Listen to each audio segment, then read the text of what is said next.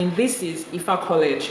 Ifa College is the first soon-to-be accredited online university of Ifa and Yoruba studies in Nigeria.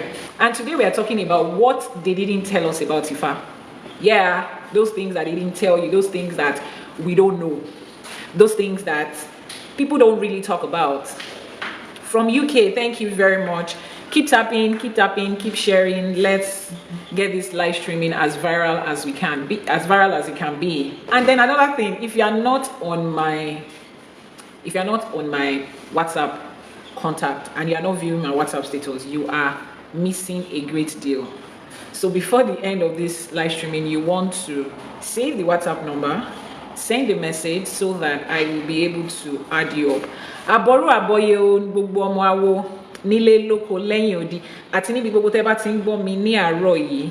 Ìyánífá Awóbánkẹ́fà tí gbogbo ènìyàn mọ̀ sí Ìyánífá Ẹwà lórí ìkànnì Ifa College náà la wà lénìí.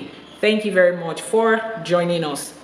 As we always do it every Sunday, I break down the teachings of Ifa, of Ìṣẹ̀ṣe and African spirituality in a way that it resonates with our everyday life, not just a bandwagon of knowledge. How does it resonate with your everyday life? How can you apply it to your life and it will make sense?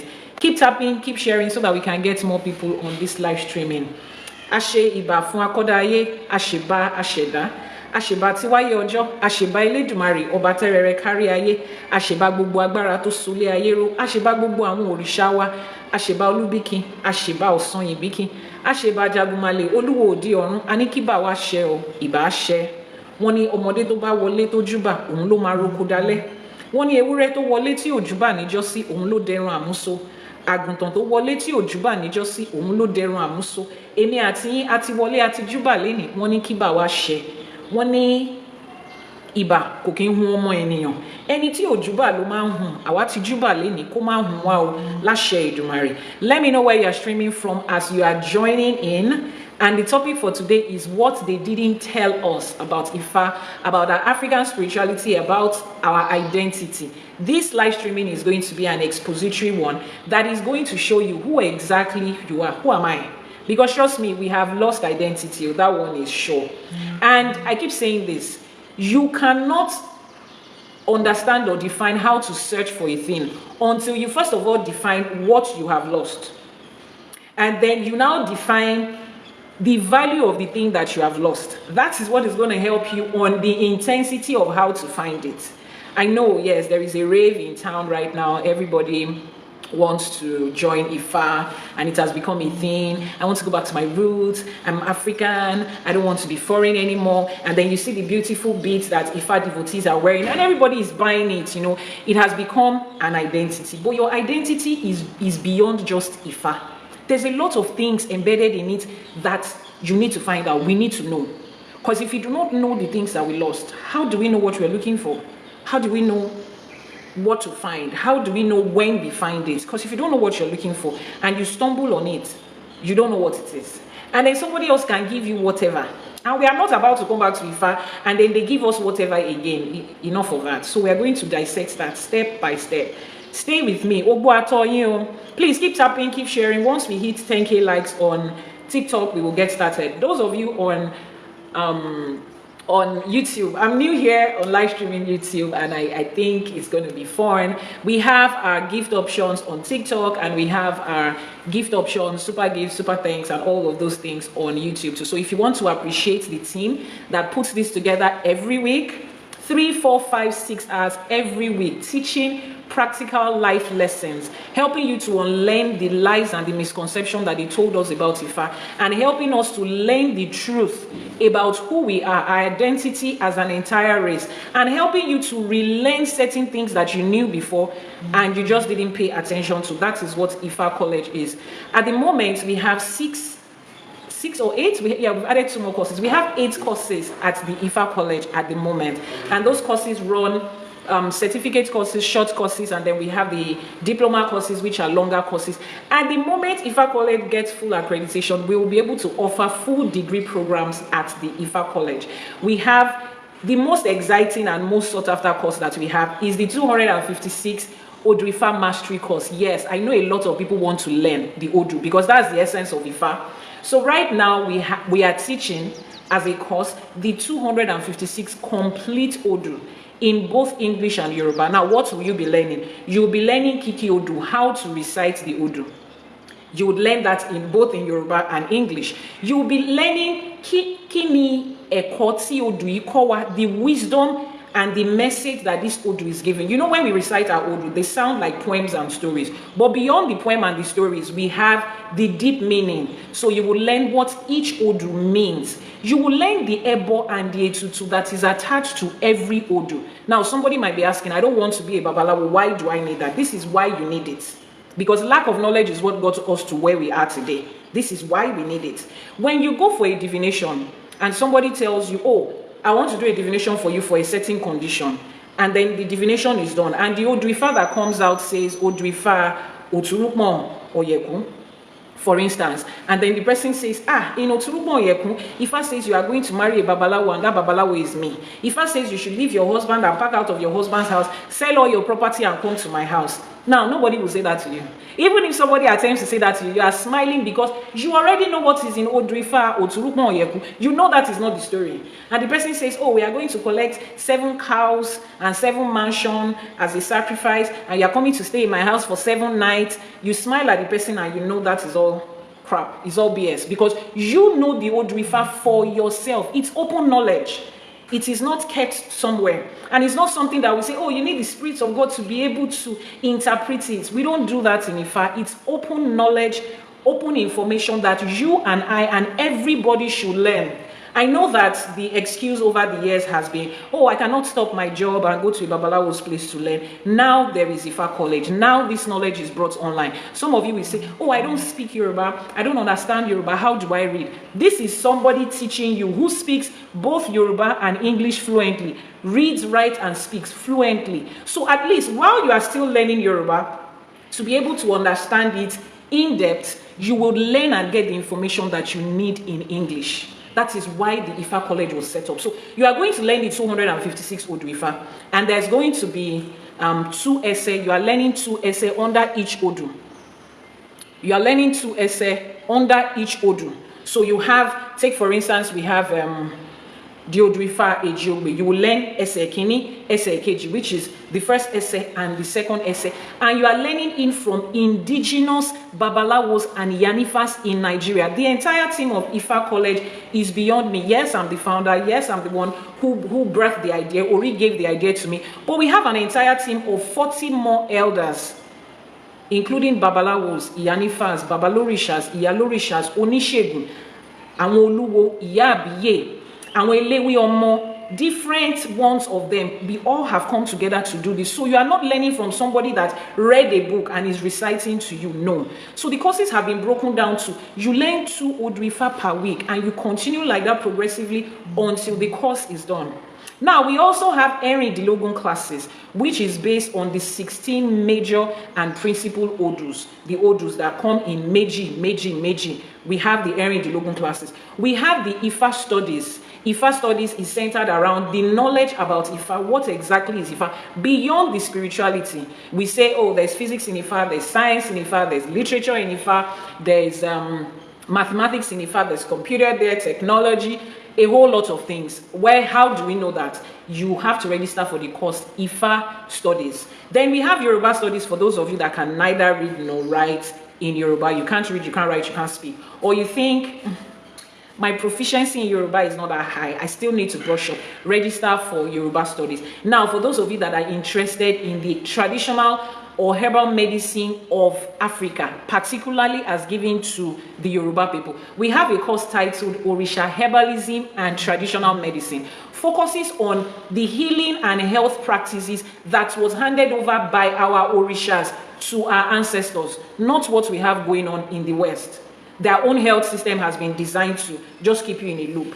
You take a medication today, it starts with chemical toxins and side effects, so that by next month you are coming to complain about something else. No, that's not how Olodumare gave us healing. So that is what that course is centered around. And then we have, which is of course my favorite course, Oshun Fertility and Midwifery, focuses on traditional fertility, traditional reproductive health system as handed over to Orisha Oshun herself. How did our forefathers do it? That's what that course entails. Then we have some short courses We have Ifa and computer science. That's a short course where we talk about the relationship between Ifa and computer science in the with the algorithms, binary, and every other thing in between. If you want to get details of all of these courses, just hurry to our website, ifacollege.ng. Please, can you post the website as a comment? ifacollege.ng is the website, and you will get all the information. Contact one of our course advisors to advise you on what course to take and how to go about your registration. All right, let's get started. We have 10K likes on TikTok already, and our viewership is increasing on YouTube too. Let me read the YouTube questions. I would love for an Erin Delogun class. Okay, ifacollege.ng is the, please can you check on YouTube? Yes, I am. Yeah, please drop the website on YouTube. So you just go in and register, contact us if you have any questions with that. So the topic for today says, what they didn't tell us about Ifa. Now, before we get into that, let me sit down comfortably and ask us certain questions, family questions. Me to you, a person of color to another person of color, a person of African origin to another person of African origin. It is not news that we have heard. They took this away from us, and they took this away from us. And you know, everybody is coming back to their roots. I want to identify with Ifa. I want to identify with Ifa. But most of the time, what people think going back to their roots and identifying with, they think it is just about the spirituality. The spirituality is a major part, is a huge part, but it is not only about the spirituality. What Ifa offers you and what defines you as a person is beyond just the spirituality. It's beyond just, I want to be initiated. It's beyond just, I want to be able to wear these beads. It's beyond just, I want to have my Odu. I want to have my Ifa. I want to do a tutu and ebo. I want to be able to, you know, pray the right way in Ifa. I want to be able to identify with a community. All of those things are good, and they are equally very important, but it's more than that. Now, you are coming back to your roots to find something, to find yourself. So before you go ahead saying, I want to find something, you must first of all be able to identify and define what was lost. If you do not know what was lost, when you find it, you wouldn't know. So today we are defining what was lost. What they took away from us was more than just spirituality. What they took away from us is in our health. Look at the way our forefathers practiced health. Look at the way they took care of their health. We first of all made sure that we focused on good food. Our diet was at the best that it could be. And because of that, our body knew and learned how to heal itself. Must someone be in Awo before you can know Ifa? No, you are knowing Ifa like this. Ifa is universal knowledge. Ifa doesn't have anything to do with whether you are in Awo or not. Somebody asked that question, and I think we need to stress that. Ifa doesn't have anything to do with whether you have joined the Awo or not. Ifa is global universal knowledge. Ifa is the encyclopedia of everything that human life depends on. So when you have an encyclopedia or a dictionary, irrespective of who you are, your color, your race, your background, your gender, disposition, your sexual preference, your location, it doesn't matter. You can always open a dictionary or an encyclopedia to bring out the knowledge that you need, and that is what Ifa is. So right now, they took away our health. Now look at what they took away from us and they replaced it. Look at the health practices we have now. There's no preventive health care anymore. So we are listing out the things that we've lost so that we know what we are coming to find. There are no preventive healthcare anymore. And even the curative healthcare, look at what it looks like. It says you get immunization against XYZ. But in the process of giving you the shots for the immunization, so many other things is passed into your system. I always want to make feminine care as an example. Find out from everywhere the chemicals and the materials that is put together in so many sanitary pads and sanitary towels. They are stacked up with items that a woman's body breathes in directly between 3 days and 1 week every month of her life from like a 10 or 11. And a lot of them have agents in them that disrupt your reproductive health, from fibroids to tube blockage to overall infertility to cancer. To that is what they gave to us after they took our health. They took community and family from us. The moment somebody leaves Ifa and African spirituality and then start to practice Abrahamic religion, the first thing they tell them to do is cut off from your family. Oh, your family members are now labeled on their way to hell. You can't talk to them. Don't be unequally yoked together with unbelievers. The idea was to steal family and community, to isolate people. Those are the things that they took away from us, more than our spirituality. They took away our food and they gave us burger and soda. They took away pure African food that is packed with nutrients and vitality and life itself. The food that we ate that taught our body to heal itself. They took away the act of a mother having to exclusively breastfeed her children for almost a year. And if you find out, take time to study what is called colostrum that comes out on the breast milk of every mammal, including human beings. Find out what it contains. The highest form of it contains the highest form of immune agents that a body will need. They took that from us and they gave us bottles and formulas, and then we started to raise children that were 80% immune system lower than what their own ancestors were. They took away our educational system, where families sit together. The grandfather, how did Yoruba people preserve the 256 Odrifa till today? The first written record was a decade or a few decades ago. They preserved this information verbally, orally, and it was not lost. That was the education we knew. People passed the knowledge of carpentry, of tailoring, of medicine, of law, of sociology, of physics, of agriculture, of geography, verbally. They took that away from us and they replaced it with some structured information that you will never use in real life. Okay, so I was a science student and I did algebra and I did calculus up until my final year in school.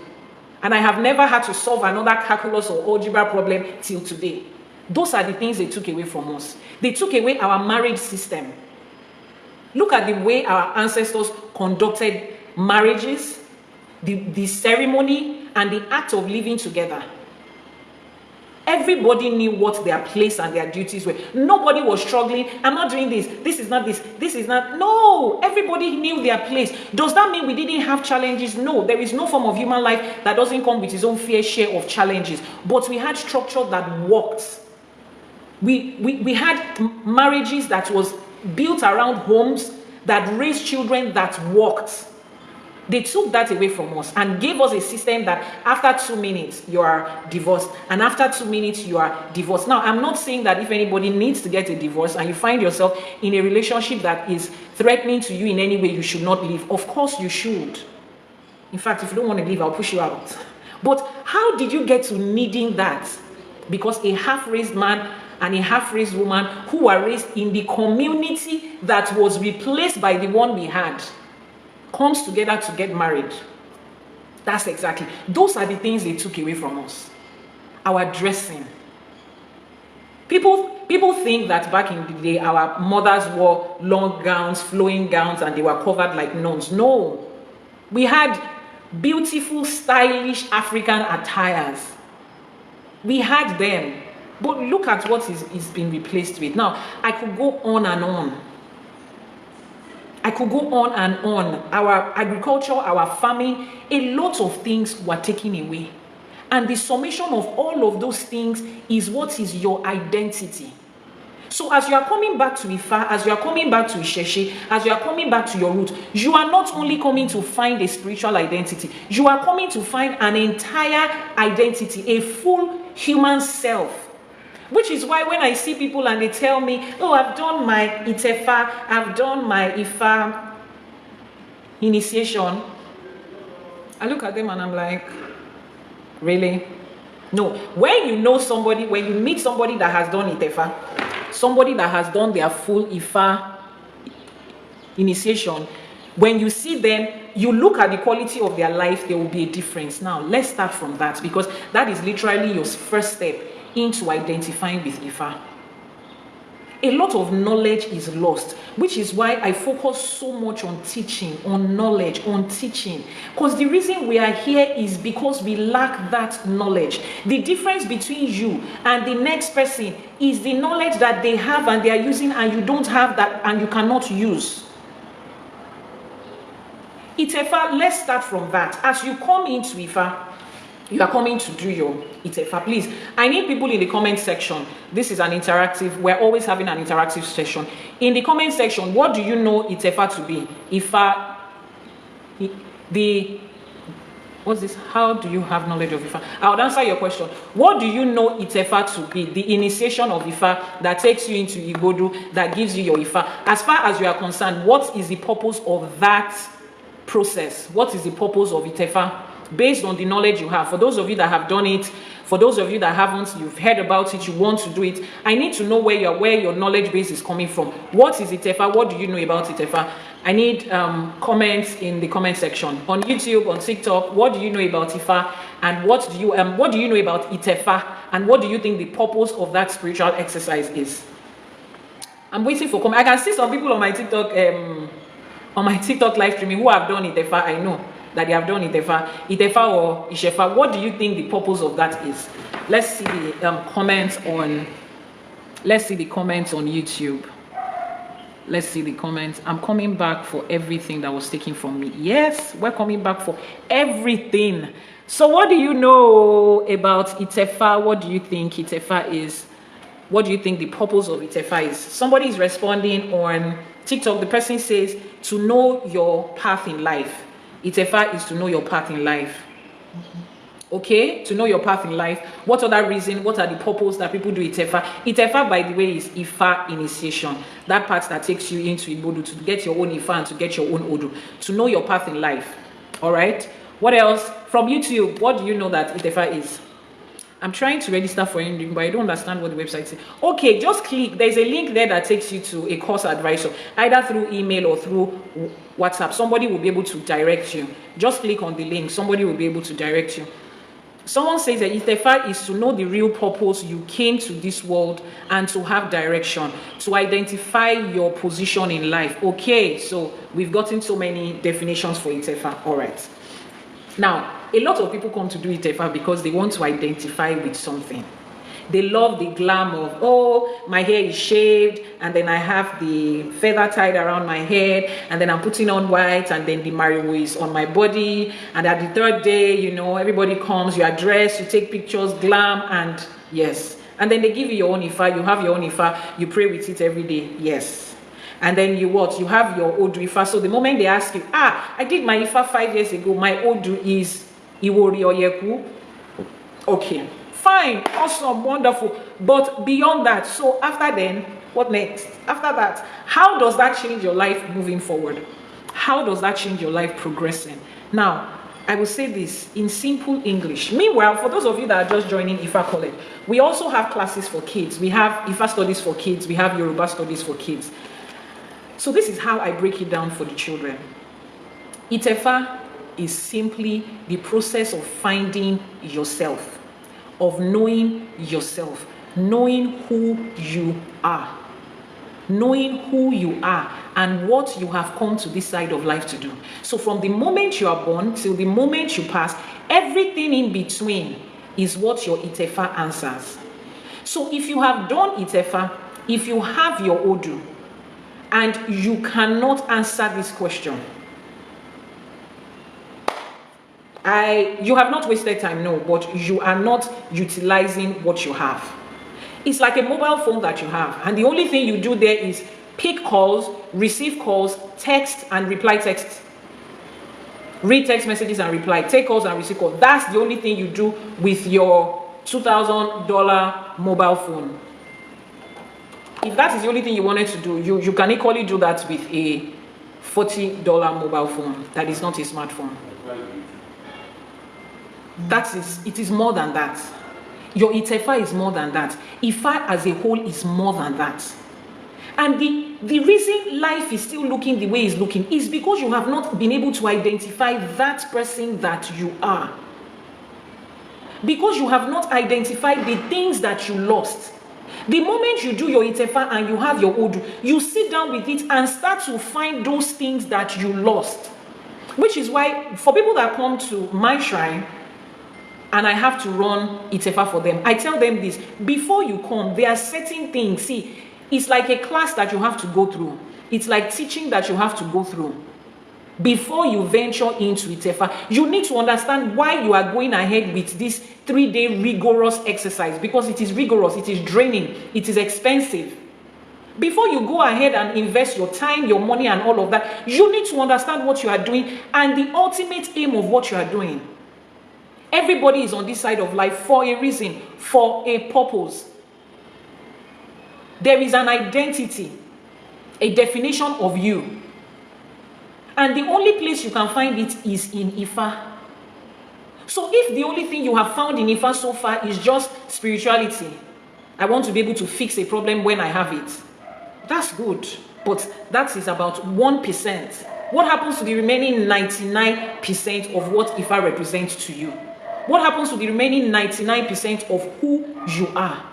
So we take it step by step, and then you begin to find out and define, what does Ifa say about marriage to me as a person? First of all, Ifa does not generalize. This is not religion where everybody is packed together in one capsule and then we say, thou shalt not, thou shalt not, thou shalt not. All of you go and run with that vision. No.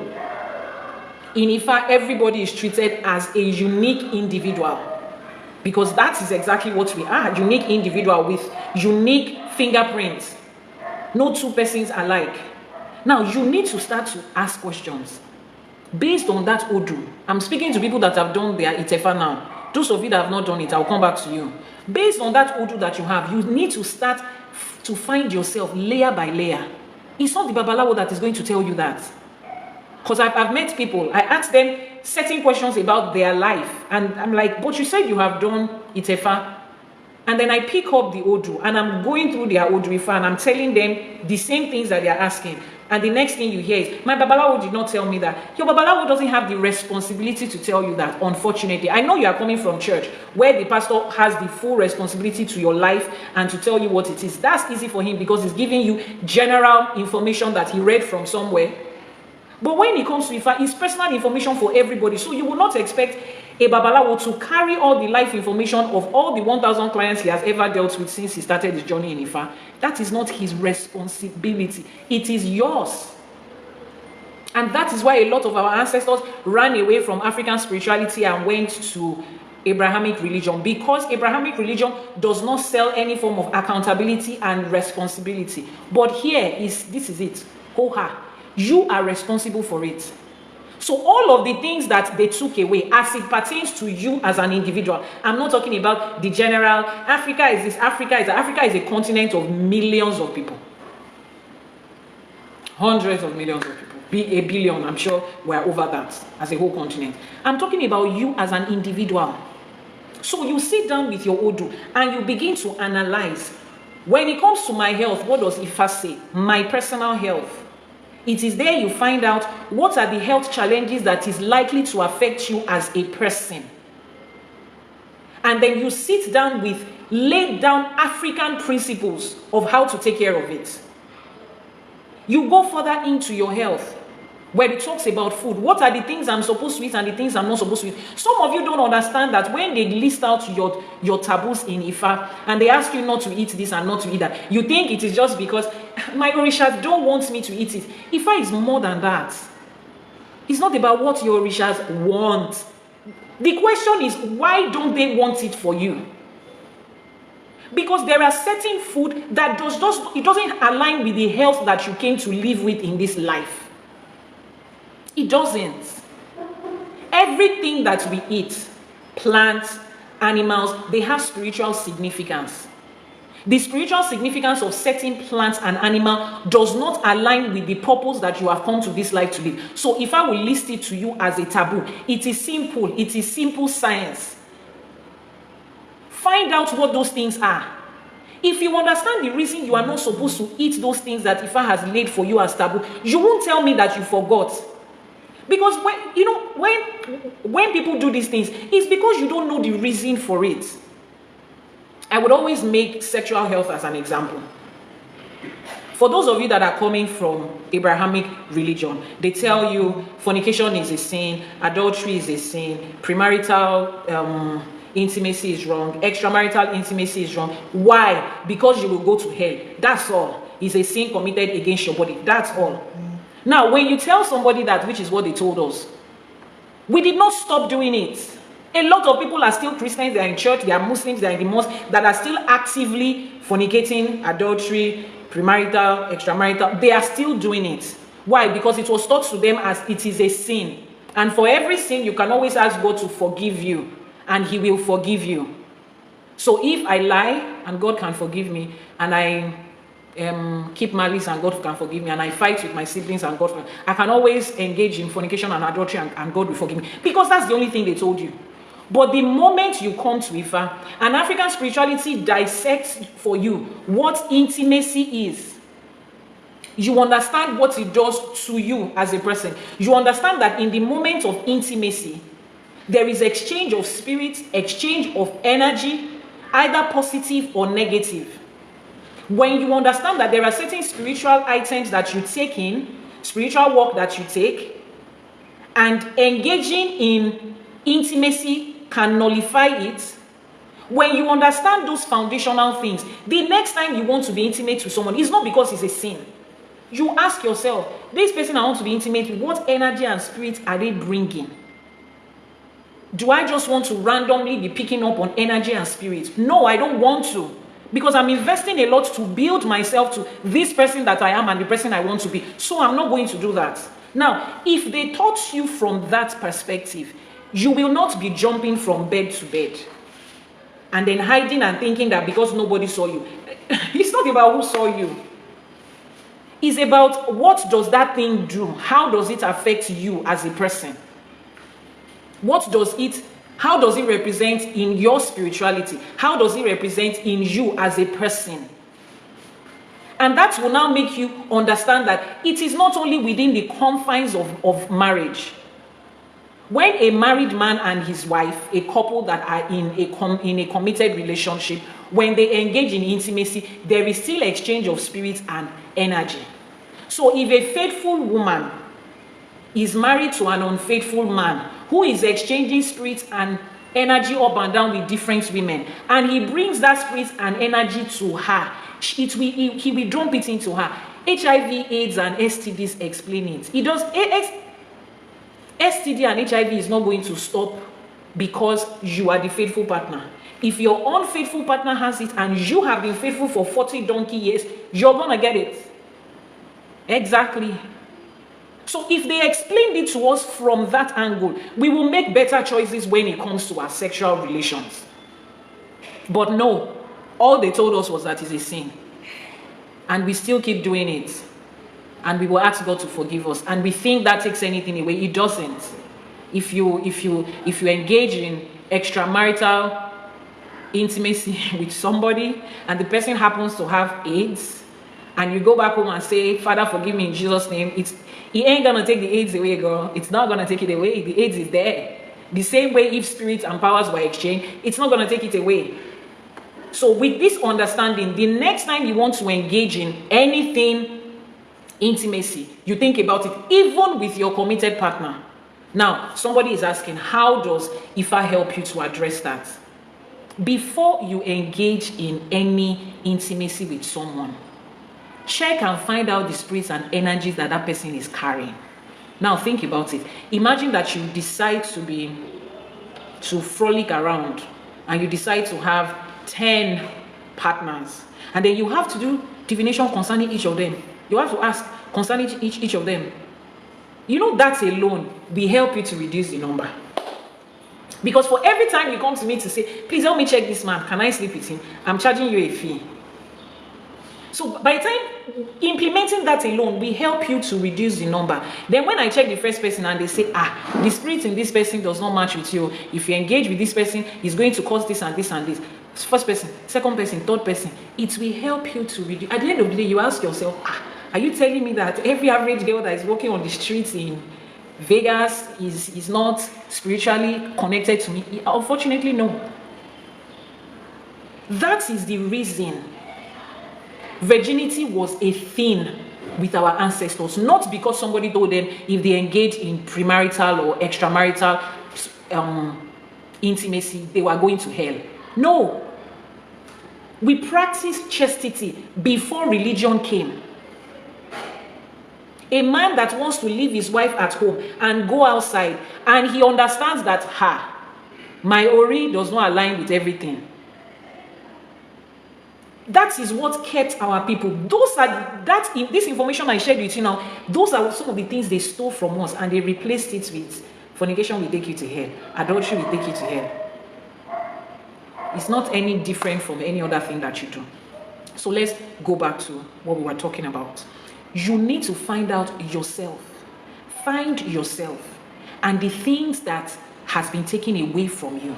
Find yourself. So you will sit down with your old Ifa and you will find out, what does Ifa say about me as a person? As regards, you will now start to list it out one by one, the different areas of your life.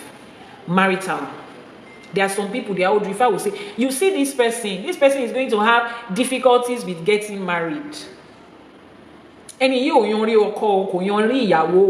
Ifa has already said it. So by the time you come to Ifa and then you look at your past and you see how you have struggled in different relationships, and you thought you were the one who was not high valued woman, or you thought you were the one whose standard was too high, and then you find out that Ifa has said that the person with this odu is likely that they have difficulties in sustaining a relationship, then you would understand, okay, so I'm not the problem. It comes with a package. At least that makes you understand it is a package. And life is a balance. Some people would have this, other people will not. Some people will not have this, other people will. You already understand where the weaknesses of your life is. Then you sit down with your Odu and with your Babalawo, your Iyanifa, and you tell them that, okay, marriage is going to be a struggle. What do I do? Is there a specific kind of person Ifa is, my Ori has prepared for me or is preparing me for somewhere? You go into the details. I have walked a couple of people through that. Especially people that have spiritual calling. They have very strong ties to their ancestors, to their orishas, and they are coming into this life to fulfill certain things, certain significant things spiritually. They cannot just get married to anybody because their lifestyle is unique. They need somebody that is on that same path with them, or somebody that understands and accepts that path with them. And until they get into that path, they are not likely to have met the person. Because if they are not in the path, they will not include that in the criteria of the person they are looking for. So you see why it might take them time. Now, you understand that that's the kind of person you are. Then you now start, okay, since it's going to come with the calling, can I find out what that calling is and start to do it? Now, in the process of starting to fulfill that calling, the partner comes and shows up and you'll be like, wow. So this is you that will be waiting for sins. Do you know how many relationships I have to gamble into before I got you? You understand? Now that is for some people. Some people, their difficulty and challenges will be listed in their Odu as fertility. Trying to get a child is what will be challenging for them.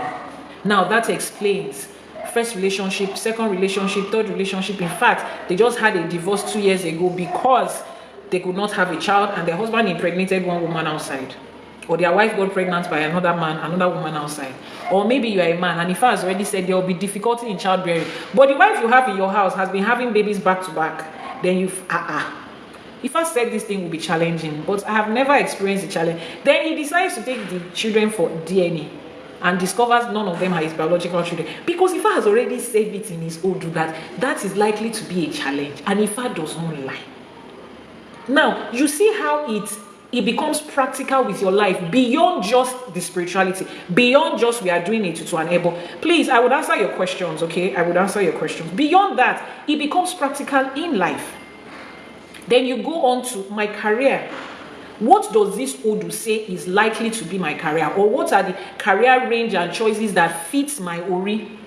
When you find it now starts to explain why you have tried this business, this job, this professional course, this and this and this and this and nothing.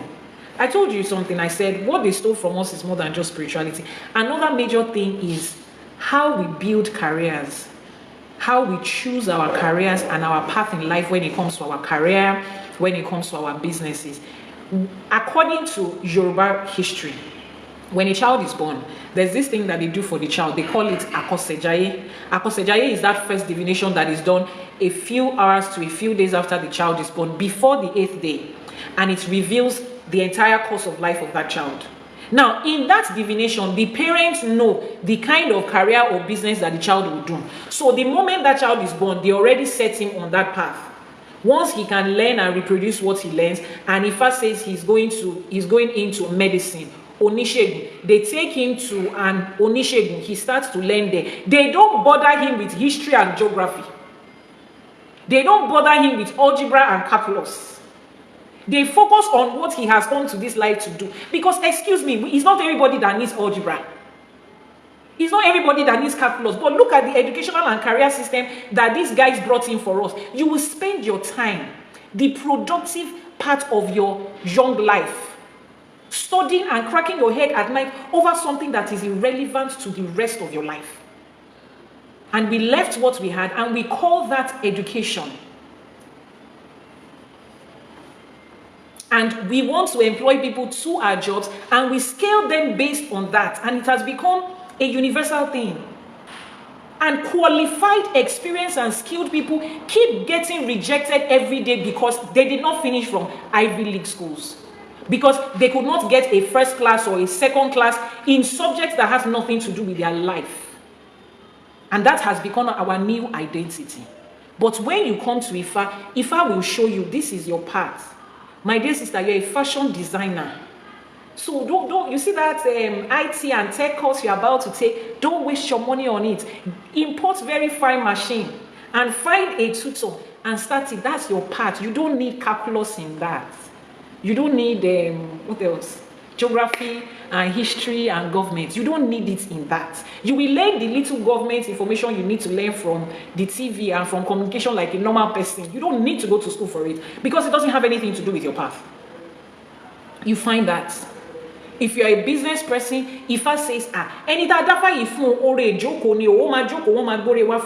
that the person that owns this Odu, the person's kind of business is one that he will sit down in a place and people will be coming. So he knows that he's either going to open a shop or start up a business that requires him to sit. Official, administrative part of the business is what he's going to run. Some people, Ifa will say, Lori kama lo kama bonirewa. Meaning that their own blessing and their own form of business is in going out and coming in. They have to move around, travel from place to place. Ifa has already told you that. So you will go and get your passport and start to find, where do I go? Which countries? Give your Babalawo the option. Give your Iyanifa the option. Ifa says, is this place? Is this one? Is that one? And you that they ask you to sit down where you are. Especially people that are going out from Africa.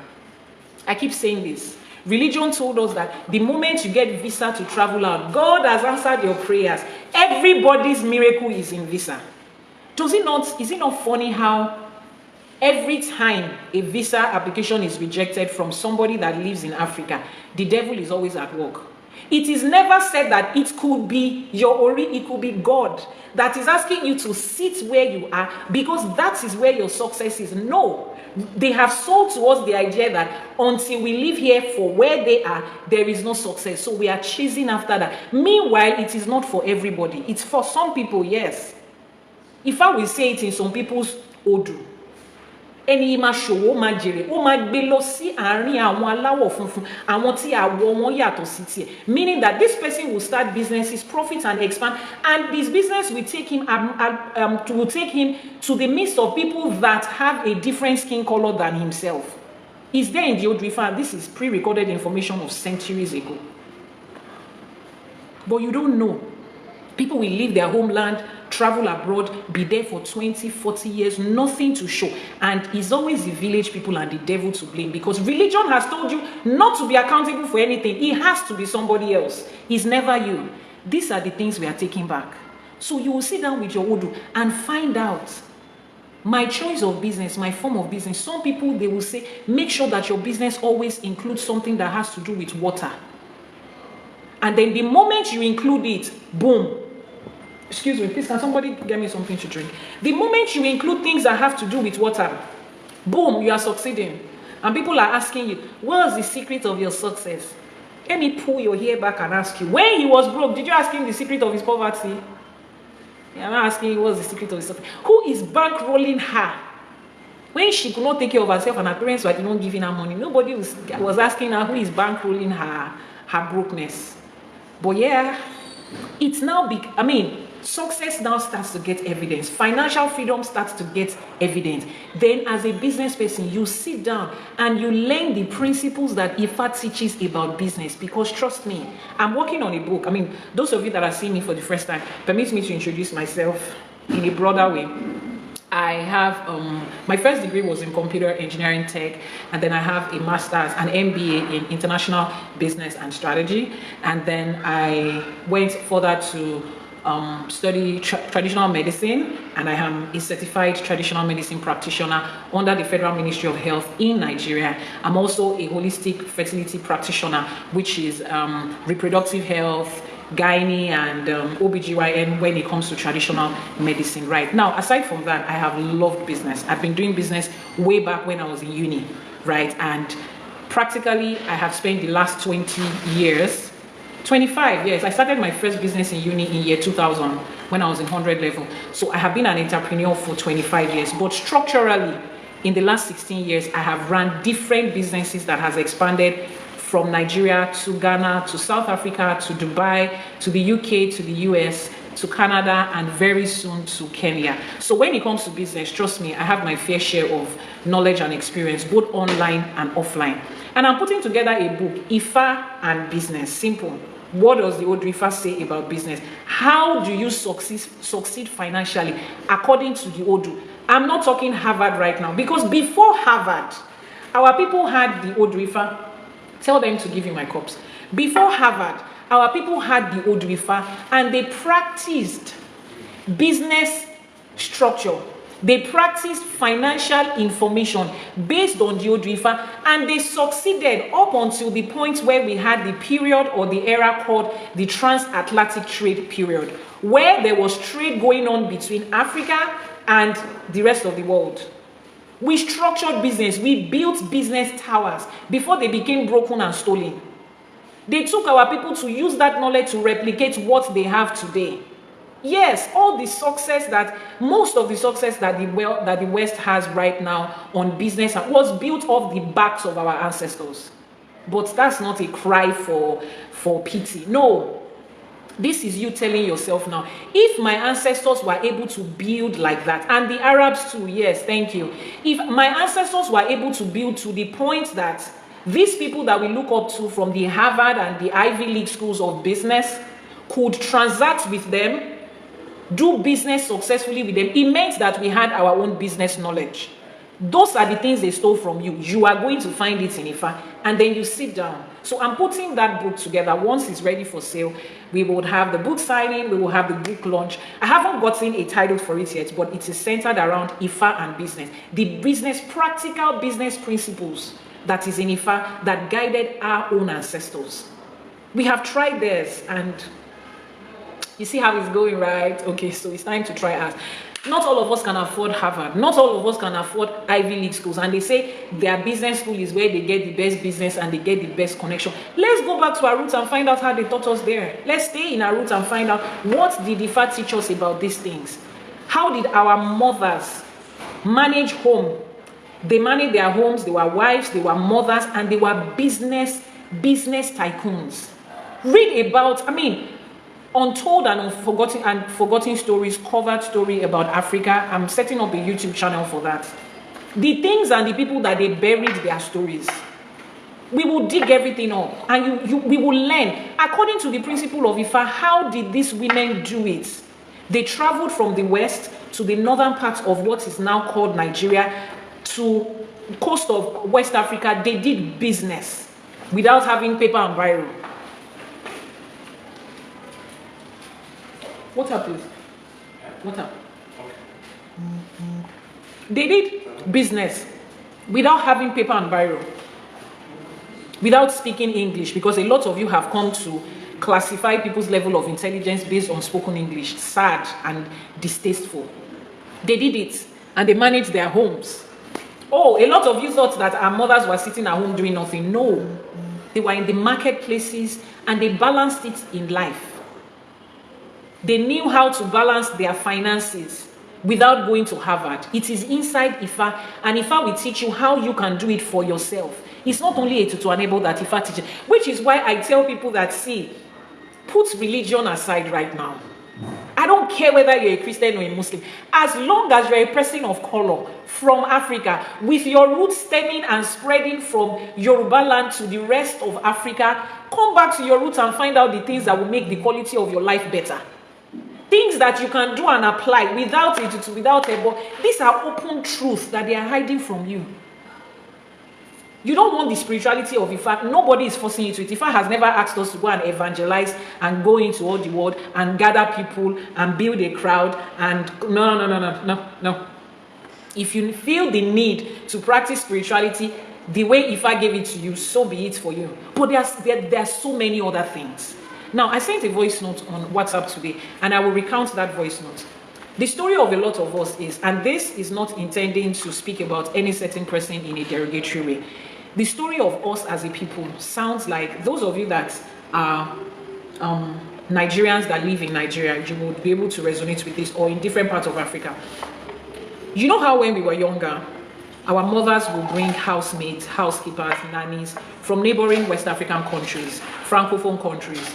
And then the girl arrives in Lagos, Nigeria, and she tells us her name. Beautiful French African name. We can't pronounce it. So we decide to give her another name. We call her Esther. And she's in our house, learning our language. She's working. She's diligent. She's honest. She's faithful. And she earns love from us and becomes a part of us. Right. And then regular summer holiday comes up, and your mother wants Esther to come to, Dubai or England with us so that she can take care of us, you know. And then she has to get the Nigerian passport. So they take her to the passport office, and then, bam, what's her full name? Helen, Esther Adegoke. Adegoke being the last name of her family. In that moment, that girl's official identity has been changed. She has taken up a new identity, Esther Adegoke. And she sees the rest of the world through my family, and she's like, I'm not going back to that village in whatever country she came from. Those people are illiterate, they are not schooled, they have not been to the first world, they are not civilized. I don't want to have anything to do with them again. She doesn't go home for any holiday, no Christmas break, nothing. This has become her life. Our holidays have become her holidays. And then we are having family ceremonies here and there. And Esther is attending with us. New Yam Festival, Egungun Festival, Christmas, Ileya, Salah. She's attending with us. Our friends have become her friends. Our neighbors have become her neighbors. Our siblings have become her siblings. Our mommy has become her mom because she calls our mommy mommy. And then it gets to one day, Esther falls ill and she needs a blood transfusion. Blood that is based on DNA. My family cannot give her blood. Why? Because Esther does not have our DNA. And then the matriarch or the patriarch of our family passes on. And family inheritance is divided based on DNA. Esther cannot have anything because she's not a part of us. Then we are all grown up. Everybody is getting married and going to their life. Nobody needs Esther anymore. And then we pack her bag on that day and we say, sad to see you go, but you have to go. We're done with her. And she walks out of her house, looks at the neighborhood she grew up and spent 20-something years. Nobody is going to take her in. They are not her neighbors anymore. They are our neighbors. She can't go back to our village where we had Christmas. Nobody knows her there, actually, because she's not from there. She's neither here nor there. No identity. Esther Adegoke is not a human being that exists. She was a service that existed. And that is what is happening with a lot of us right now. Christians will tell themselves, I no longer belong to my roots. I don't have anything to do. My ancestors, they are demonic. I'm now from Zion. Zion where? In Israel. No, you are not a part of them. The next time you want to take a trip to that country, you need a visa, girl. That's when it will shine on your face that you do not belong. The same people that you left your language, your culture, your food, your dressing, your identity for, when you get to their country, you are not a part of them. Oh no, you are not. Nobody gives you preferential treatment in the West because you left African spirituality and now you identify with Christianity. Nobody gives you preferential treatment in Middle East because you now identify as a Muslim, you are still a stranger. In fact, as funny as it is, when you go to Mecca, which is one of the pillars and foundation of Islamic religion that you must do, you live in Nigeria, you live in Africa, you identify as a Muslim, denouncing every other thing that has to do with you, and you pick up the identity of a people, and then you need to go and fulfill the religious right that they sold to you. You still need to apply for a visa. You still need to buy a ticket. You will get there, come back and add the title of Alaja, which means stranger. How more lost can we be? You are not here. You no longer identify with your people. And the people that you claim, they don't know you. You are a stranger. You are a visitor like any other person. You are like Esther Adegoke. The moment she wants to cross the border of Nigeria back to her home country, Esther Adegoke has ended because that person does not exist. She now begins to find her own people. The people that she once called uneducated and illiterate and they have not seen life and they are third world, she now has to find them. Yes, she made money, she saw the world, but that's not who she is. She just saw it. She just tasted it. She just experienced it. That's why I ask people that are chasing after religion, I don't have a problem with you. Because Ifa doesn't have a problem with you. I do divinations every day for Christian and Muslims alike. Ifa tells them what the solution to their problem is. They do it, they get the solution, they come back to me, they share their testimonies and reviews, and they still don't get initiated into Ifa. So I don't have a problem with you. But what I have a problem with is, at what point are you really going to find yourself? At what point will life begin to make sense to you as a person? At what point would you realize that the answers to your problem is not in religion? At what point would you wake up to the fact that whether you picked that religion or not, you still face the same thing? Your health has been taken away from you. Christians will tell themselves, let's pray, when we are sick, by the stripes of Jesus we are healed. But the pastor will tell you, when the situation is getting very terrible, go to the hospital. The white man's hospital. Don't go to traditional hospital because they are demonic, but it gives you the identity of the Orthodox hospital. Because if it came to sell you a health solution, it is supposed to look like every time you are sick, the name of Jesus just heals you and it stops there. It is supposed to look like, don't go to Western hospital, don't go to traditional hospital. But the moment it becomes, you can go to Western hospital and you cannot go to traditional hospital, then the attack is on your tradition and on your people. It's not on healthcare anymore. At what point do we start to look at our life critically from this point? If you can go to Orthodox hospitals and you can take Western medications, as a Christian, as a Muslim, and you do not have a problem with it, look at me eyeball to eyeball and explain to me why you cannot take traditional herbs.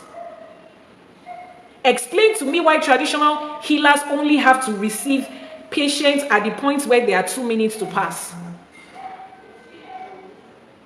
I offer services as a traditional medicine practitioner. I sell herbs and herbal solutions. And we do not find Christians come to us until the situation has reached 3 months to live, or 3 months left to live. That's the only time you find them coming. When they have gone everywhere, and it usually seems like they have nothing else to lose. The doctors have said it's 3 months to live, so just try this. You have nothing to lose. That is the only time a lot of them come. But why should the things that was handed over to you be last resort that you have to hide to get? You have not found yourself, and it's annoying. At this point, I don't even care whether heaven is your goal. That's not my conversation with you.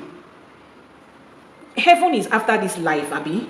Is after this life, right? Okay, hold on to your heaven. But can we talk about this life? Can we talk about the quality of life you are living here? And same goes with Ifa practitioners. I know you have picked up Ifa and you are doing your Etutu Anebo. Can we talk about the quality of every aspect of your life? And not just when you have a problem. Do a divination for me. Let me have a solution. Can we talk about the fact that there is a better approach to life? than getting into problem and looking for a fix. So you pick it one by one like that. We have talked about intimacy and sexual relations. Excuse me. We have talked about business and career and finances. Why did you think, why do you think our forefathers, somebody will pick a career, start on that career, stay in that career, succeed in that career, is satisfied in that career, and he's not comparing himself with anybody? Let me explain this part to you. Very important. Very important. Now, one of the major things they stole from us that makes me sad is the part of life that gives us fulfillment, satisfaction, and purpose. If you have not found those three things, it's better for you to just sleep and not wake up, then come back to life again and come and start again. Let me tell you, it's better for you to come and start again. Because when you meet somebody that is fulfilled, that is satisfied and contented with life, I don't mean contented in the way church will tell you to be contented and you are gaslighting yourself into contentment. I mean contentment is your present day reality. When you meet such people, it is not in the money, it is not in the assets, it is not in the material things, it is not in who they know. It is in the fact that they have found their purpose, they have found who they are walking in that path, and they are getting better in it by the day. Which is why you feel more peace when you are in the villages of Africa than when you are in the cities that has been westernized. It's not because of the noise. There is noise in the villages. I mean, so many of our hometown are no longer quiet villages. I'm not talking about physical noise and physical quietness. I'm talking about the peace, the inner peace from inside that you feel. Why do our parents work in the city and go back home to retire there? If the city is so wonderful and as lovely as we say it is, why do they go back home to retire? There is a level of peace, of satisfaction, of contentment, of calmness. I'm looking for that word that comes with that environment. It is in the energy, it's in the air, it's in your conversation with people. It is in that energy of that environment. Why do we find them only there? It is beyond the noise and the pollution and the population. It is in the purpose that they have found. They took that away from us. And they defined satisfaction and fulfillment and purpose to us, tied in the things that we buy, the things we own, the names that we are attached to. Tell me, how many people, please, let's make this research. How many people get fulfilled and satisfied when they get the next money? Oh, if only I can have 1 million naira, I will be fulfilled. The day you have 1 million naira, you realize that you have not reached. It doesn't feel anyhow. You don't feel any different. Then you need 10 million. Then you need 100 million. Then you need 1 billion. It doesn't end. You cannot find satisfaction, fulfillment, that calmness and peace in that. You cannot. You cannot find it in the number of houses you have built. Now, does that mean money is not good? No, money is good, but it has its own place. I'm talking about the things that they took away from us and replaced it with a wild goose chase. We're running up and down. We're expanding. We are this. We are that. No more sleep. No more rest. You are just on to the next thing. On to the next thing. On to the next thing. They took away attention. No, let's finish with this. They took that away from us and they replaced it with this. You are going back into Ifa to find it. Find what gives you peace and fulfillment and satisfaction and hold on to it and stop looking for what somebody else has.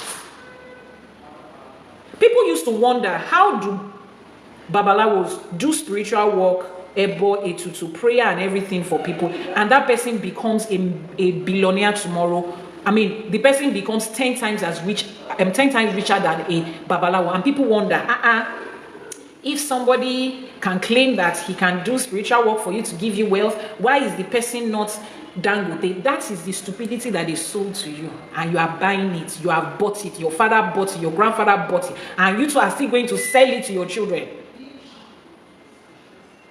And you two are still going to sell it to your children.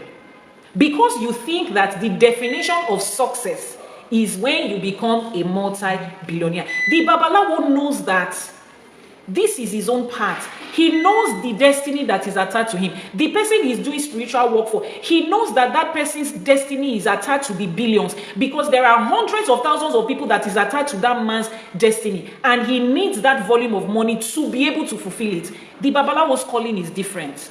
So you will never see him trying to compete with the people that he's working for. He's satisfied in his own place. It is called satisfaction. It's not called poverty. It's not called lack of civilization and westernization. It is called finding your purpose, being fulfilled and satisfied and contented with it, because you have already found your purpose. If I did not say billionaire is attached to your purpose, but religion tells you that everybody has to be billionaires, and that is the answer to prayer.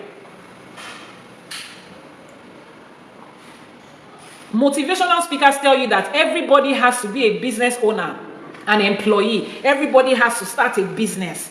Who are the people that is going to work in the business that everybody is starting? Life is a balance. Life is a balance. And Ifa teaches us, that is what the basics of Ifa binary teaches us. This and that, yin and yang, up and down, big and small, long and short, summer and winter, to be born and to pass. To pass and to fail, to sleep and to wake, balance of life. Everybody belongs to one side that gives a balance. But they came to use religion to tell you that this side is the only side that everybody has to be. And everybody is measuring their own personal life with this fiction that has been built somewhere. You will go back into Ifa and find out. That's one of the things they stole from you.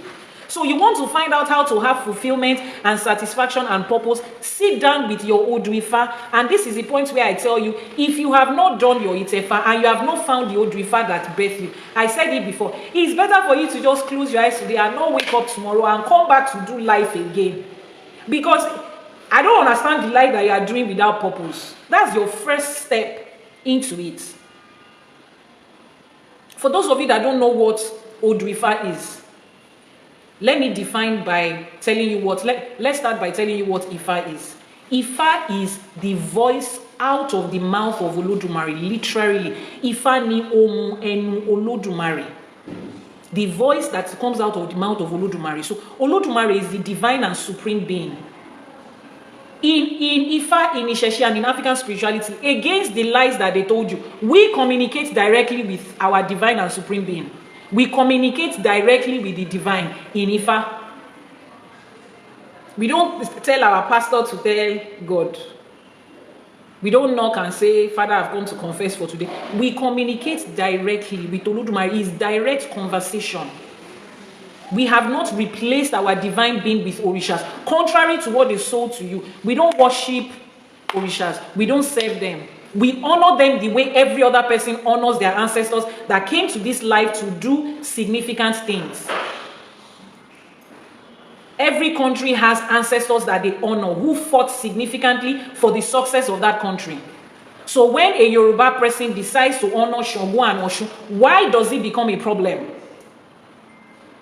Yet you join them to honor Mandela, Mother Teresa, if only you know their story in full. Mother Teresa, Martin Luther King. It's okay to honor those people, but it's not okay to honor, because if you know who the Orishas are, they were human beings like you and I that walked the surface of this earth. Just like J.F. Kennedy was one time a president of the United States, and Nnamdi Azikiwe was one time the president of Nigeria. Orisha Shango was one time the king of the old Oyo Empire. He was one time Alaafin Oyo. So if Nnamdi Azikiwe is not demonic and J.F. Kennedy is not demonic, why is Shango demonic? Do you understand these things? They took that away from you, and they immediately gave you your people to honor. And then when your own people that are honoring their own people are honoring their own people, they tell you that they are worshiping them. We don't. We don't even have speak to Mary so that Mary will speak to God for you.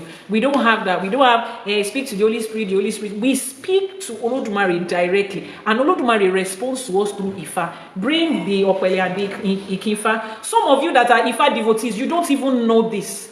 You don't know that every time an Odrifa is divined for you, every time Ifa is divined and there is an Odu, that Odu is the voice of the Mount of Olodumare speaking to you directly about your life.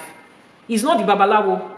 The Babalawo does not have anything to do with it, which is why in Ifa and in Isheshe, we don't have anything that looks like when you want to give a message from God, you have to make sure your life is holy. The Spirit of God has to embody you, you know, like Paul wrote in his letters. This one I speak of myself, this one I speak of God. And nobody can confirm the one they spoke of God and the one they spoke of himself.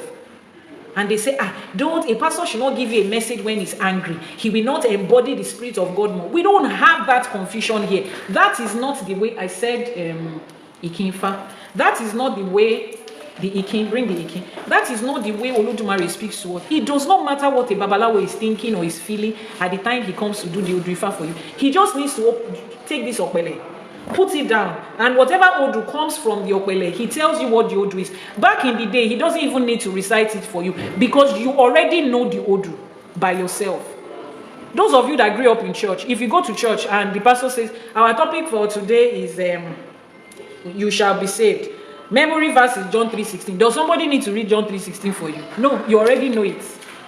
So if you read the Odu, you already know what is there. It doesn't have anything to do with the Babalawo, which is why we have children learning how to become Babalawo from age 7, age 8, age 9, and they can do divination for you. They don't even understand what adult life is. They will do the divination and Olodumare will speak using the Okpele and the Ikinfa.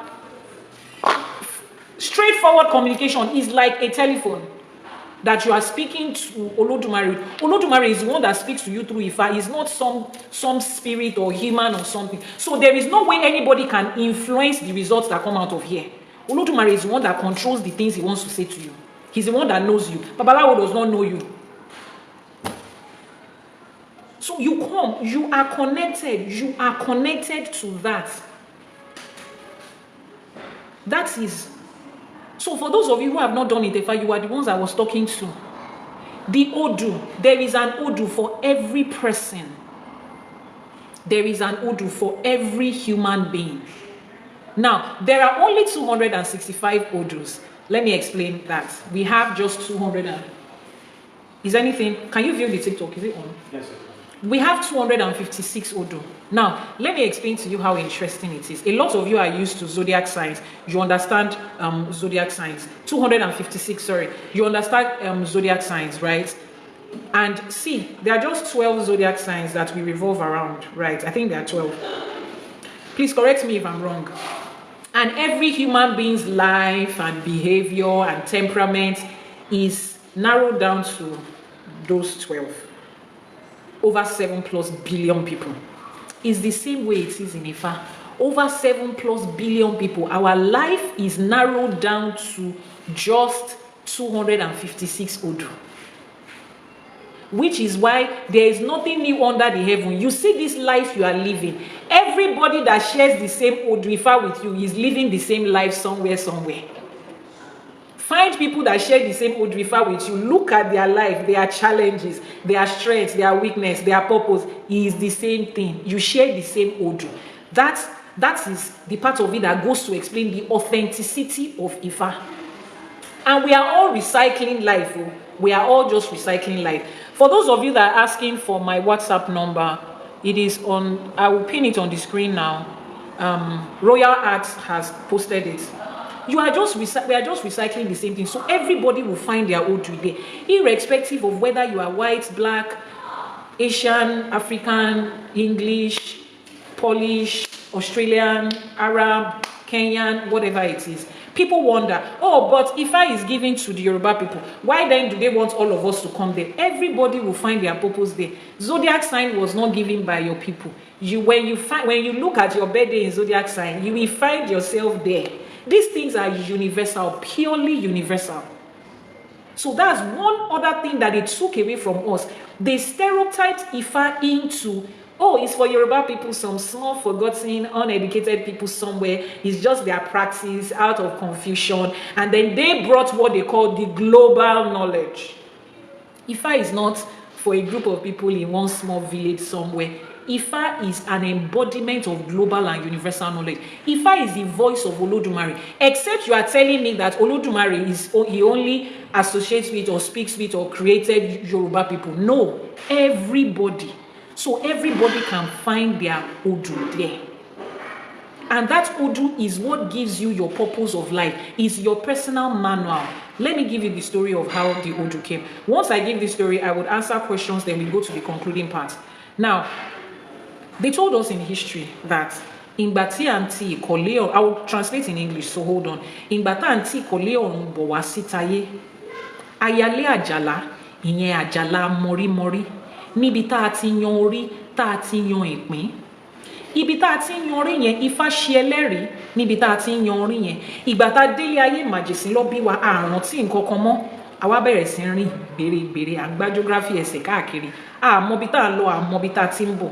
Ìgbà tó wá dáàrin kan la wò pé kí ni mo wá ṣe níbí báyìí gangan? Ẹ jọ̀ọ́ ta ló máa sọ fún mi kí ni mo wá ṣe ń bí? Kí ni ìpín mi, kí ni mo yàn? Wọ́n wá ní kó gbalé babaláwo lọ. Pé ẹnìkan wà níbẹ̀ tó ṣẹlẹ́rìn ijọ́ tó yàn pín yẹn. Ẹnìkan wà níbẹ̀, ẹ jọ̀ọ́ ẹ jẹ́ ká wẹ́ nìyẹn lọ. Ló bá délé babaláwo, ló délé Ìyánífá. Ó sọ fún ẹ pé Ifá ló ṣẹlẹ́rìí. Ẹ jọ̀ọ́, báwo ni Ifá ṣe máa sọ nǹkan tó ṣẹlẹ́rìí? Kí nǹkan tó rí kí ló gbọ́? Wọ́n nínú odù ló wà. Ló wá dá Ifá igbódù, ló fi rí odù Ifá tó bí ẹ. Let me translate it in English. When we were coming from Ọ̀run to Ayé, from heaven in quote to the earth in quote, we stopped by the house of one Orisha named Ajala. Ajala is Mori Mori. Ajala is the one that molds our Ori. He molds our destiny. He's the one that, in short, creates our destiny. Right? When we came into this earth, we were born as infants with little to zero memory of where we are coming from and the Ori that we picked or the destiny that we picked. And then we grew up in this life, walking aimlessly, just doing everything they told us to do. Your father told you to go to primary school, you went. They told you to write high school diploma, you wrote it. They advised you to pick this course, you picked it. And you are just doing everything that every other person tells you apart from what you can confirm. And then at some point you stopped and said, no, life cannot be like this. There has to be a purpose. How come other people are feeling fulfilled and I'm not? Then they told you that, there was somebody there that witnessed it the day you picked your destiny. What? Somebody was there and saw what I picked. Please, can we find that person? I don't care where that person is. I'll go and meet him. Then you come to Ifa, because Ifa ni ẹlẹ́rìí ìpín. Ifa is the witness of your destiny. Ifa is the CCTV camera that captured everything that you came to this life to do. Then you say, okay, please, can you book an appointment with Ifa for me? We need to have a date and talk about this destiny. Let him just tell me everything from beginning to end. I'm ready. And you had that date in Igbodu. And the Babalawo cast the divination using the palm kernel nuts. And he told you your Odu. And that Odu, it is like a clip. You know when they say, we want to know what happened on that day. Who was the witness? Oh, the CCTV camera covered it. Okay, give us the CCTV footage of January 7, 1984 from 3 p.m. to 8 a.m. They remove the clip and they give it to you. They say, go and play it. That is your Odu.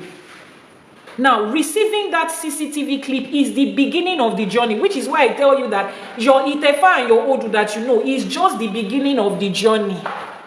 Some of you think your Ifa initiation that you came to Nigeria to do, that is, you have arrived. You have just started the journey, because you need to sit down and watch the full clip and begin to, okay, this is what happened on this day, this is what happened this time, this is what happened, and then you take notes. Oh, why is this part missing? Why did they go from the back? Why did they come in at the side? Why did they drop it there? Then you start to take notes about your life. But some of you, the only thing you know about your Itefa is the name of the Odu. So the rest of you that have not watched this, somebody says, how do you watch the full clip? So there will be a replay of this on YouTube. It's streaming on YouTube live too, but for every teaching that I have every Sunday, there is always a replay on my YouTube channel. Right, but the replay might take a couple of, might take a week or more, 2 weeks before we post it because of editing and all. So now that you have found out, then those of you that have not done your Itefa, let me take this opportunity to speak to you. Ìyánífá Ẹwà TV is the YouTube channel, or you can click on the link in the bio of this page and get to YouTube. For those of you that have not done your Itefa, this is the point where I say, why haven't you done it? Because why do you want to continue to go through life not knowing what your purpose is? I just pinned the YouTube channel, Ìyánífá Ẹwà TV. So hurry there, subscribe, turn on notification. So as soon as the replay drops, you can get it. Why haven't you found your purpose? Why? Are you just happy with the way you are going through life aimlessly? Some people are probably happy. Some people are probably happy. But if you are not, please, Iyanifa is the first step. Iyanifa is the first step. Somebody said it's expensive. Life is expensive. If you think air is free, go to the hospital and knock and tell them, please, how much do you sell cylinder of oxygen? Then you know that it's expensive. Yeah, it's financially, but you know, this is what I tell people. Whatever needs to be done, we find a way around doing it. So for me, as an Ifa priestess, what I do for prospective clients who wants to do their Iyanifa is this. We sit down and we talk about a budget that fits you, that works for you. You sincerely want to do this, yes. So send me a message via your DM, via WhatsApp, and then let's talk about, Iyanifa, I want to do this. I need to know what my purpose is. I want to be able to identify what has been stolen, but this is my budget. I'm a salary earner. This is how much income comes for me. Then we sit down and plan it out. The fact that the price is a certain way is because of the process, the steps, and the materials involved. The same way eating a meal by yourself is more expensive than feeding 1,000 people. The same way buying baby formula is more expensive than a grown adult eating food. those cute tiny creatures spend more money than you and I. Please post the WhatsApp number, but we have to sit down and map out a strategy. So whatever it is that is the reason you have not done your Iyanifa, the WhatsApp number is posted on, what's it called right now? Please drop it as a comment on YouTube too. Drop a comment on YouTube. The WhatsApp number has been pinned there, right? And then we will talk about it. Now, those that are asking for my location, I work for my shrine in Lagos. I have one in Oshogbo. I have one in Ijebu-Ode. I have one in Ikiti. Depends on what I'm doing for you and the time that I'm doing it for you. Is that okay? So please, that Iyanifa is very important. Very, very important. And the moment you do it and you find your Odu, that is the first step. Subsequently, you now start to find your way. That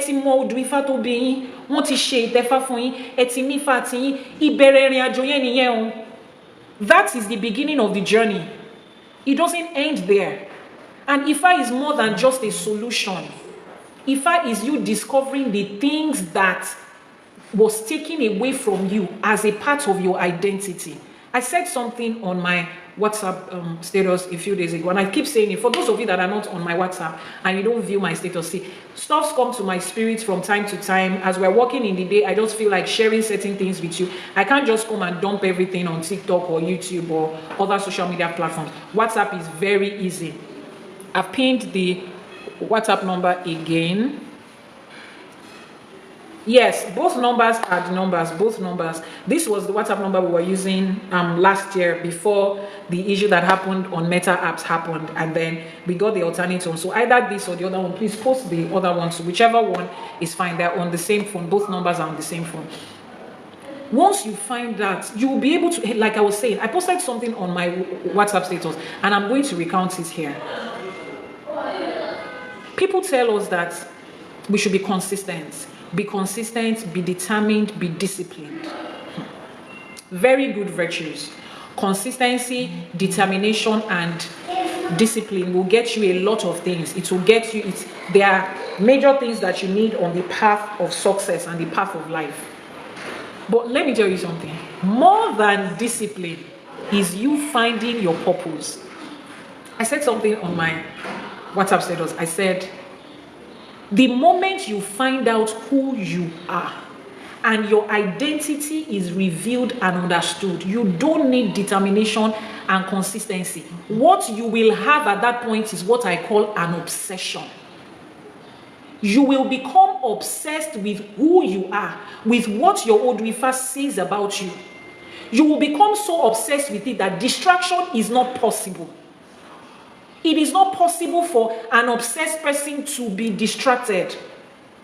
When you see people that are that are successful, and they tell you that successful people are people that are dangerously obsessed, is because they have seen the full picture of their identity. It is no longer a practice of determination and consistency. I'm determined, I refuse. You do not need motivational speech when you're obsessed. Have you seen an obsessed lover before? They don't care if muco is drooling out of the nose of the person they're obsessed with. They love them like that. Have you seen an obsessed fan before? Even if their team and their person is losing, they are dogged and die hard. If you do not approach life like that, if your life and your entity and your identity and who you are and your purpose, if you do not have an obsessive relationship with it, you have not found it. You are just motivating yourself to go on. Motivation is good, but it's good for the people that have not seen. How do I explain this in a way that will not make you uncomfortable? Motivation is for people that, you are still trying to go by. Somebody has to remind you of the reason why you have to wake up tomorrow. Somebody might say, but Iyanifa, there are times when we know our purpose and we are down and we need yes, there's ups and downs in life and we need somebody to keep us going. No, you do not need somebody to keep you going.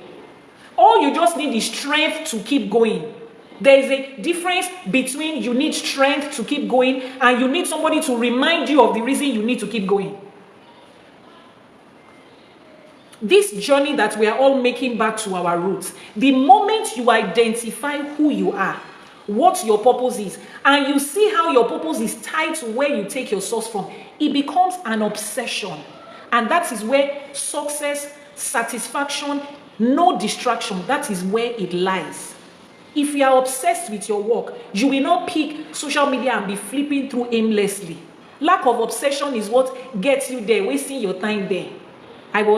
I came to TikTok this morning and I saw the story of a lady saying that she came to report her husband to the general public that he has sold their house and their property. He's a level 40 gifter on TikTok, giving everything to women online. As annoying as that sounds, it is lack of obsession for who you are. Because if you understand, an African person that went to the abroad to hustle for money is the same thing. If you find your purpose, you sit down and you open this Odrifa like I explained to you. Take, for instance, you take marriage as an example. And you find the blueprint of marriage for you. Some people, their Odrifa says they will be polygamists. That's another example I need to cite. Some people, their Odrifa says they will be monogamist. Two different Odu, Ejiogbe, Oyekumeji. Ejiogbe is the first Odu. Oyekumeji is the second. In the unalterable order that Onomila gave it to us, those two Odu is words and opposites. Ejiogbe says polygamy. Oyekumeji says monogamy. You find the one that is there for you. Meanwhile, on the other hand, religion is selling monogamy. One religion is selling monogamy.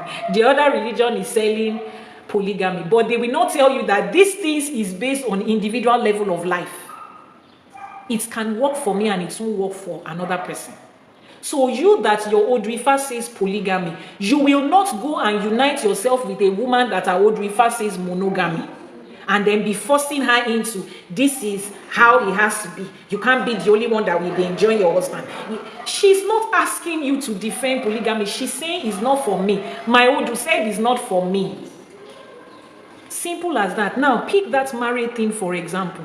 The moment you understand monogamy is what Ifa and my Ori and my Odu has called out for me, you stay there. You start to make divination part-time on the people that you meet. And if I eventually says, this is the person, and you are in a relationship with that person too is somebody that is grounded in Ifa. He knows his Odu, you know your Odu. They compare both Odus and they see that you match. Your purpose, his purpose, your career, you have everything and you look into it and it aligns and you both sit down to decide, we want to go on this journey. You become obsessed with that kind of partner and marriage. The only thing that is in your head about that person and in that person's head about you is the success of that marriage. And you will do everything legally and humanly possible for you to work. That is how there was little to no divorce rate when our ancestors lived. You think the problem with divorce rate is because Gen Z, women don't want to Women don't want to submit anymore. When I hear those things, the spiritual intelligence in me is irritated. I just get upset. You think the problem is submission. Somebody posted something on his WhatsApp status a couple of days ago, and I commented. So a lady is making a YouTube video. She says, she's making a TikTok video, and she says, married women, you need to treat your man as a king. You need to respect him. The fact that you have seen him finish, that man that everybody is calling yes sir outside, because you have seen him finish, you are not respecting it again. That is not how you should do. And I told the man, I said, kile fi, báwo lẹ ṣe fi ẹ ṣe fọ̀rọ̀ sílẹ̀ tẹ́ ń sọ nǹkan mi, because I'm trying not to sound insulting. Báwo lẹ ṣe fi kíní lẹ̀ tẹ́ ń palàpalàpà, kí ló ń ṣe gbogbo yín? The moment you need to tell a married woman to respect her husband, you should begin to question the foundation of that relationship. Because I don't understand. You people have left what is the most important thing. You are cutting the tree from the leaves and you are hoping that it will die. Let me take a few minutes and address that part. When two people decide to come together in the relationship that I just defined, based on Ifa and the cultural way that we did it, you have found that your Odu aligns. You have found that aside from just your Odu aligning, every other thing in life, I have found out my career, I have found out my business, I found out the kind of things I must eat, if I'm supposed to travel out or stay in my home country. I found out all of those good stuff. He has also found it out. And we're together. Does that mean we're not going to have challenges? No. But that type of a man, I don't need to be encouraged and reminded that I need to take care of him. I need to love him. I need to respect him. I need to submit to him. In Yoruba culture, the day that an adult starts to tell his younger one, don't you know my age? You should respect me. Oh, my age minute. The moment you need to remind somebody to respect, Yoruba people say you have lost that respect. You have lost it. Don't deceive yourself. You have lost it. The moment a young person enters into a room, greet every adult and leave this particular adult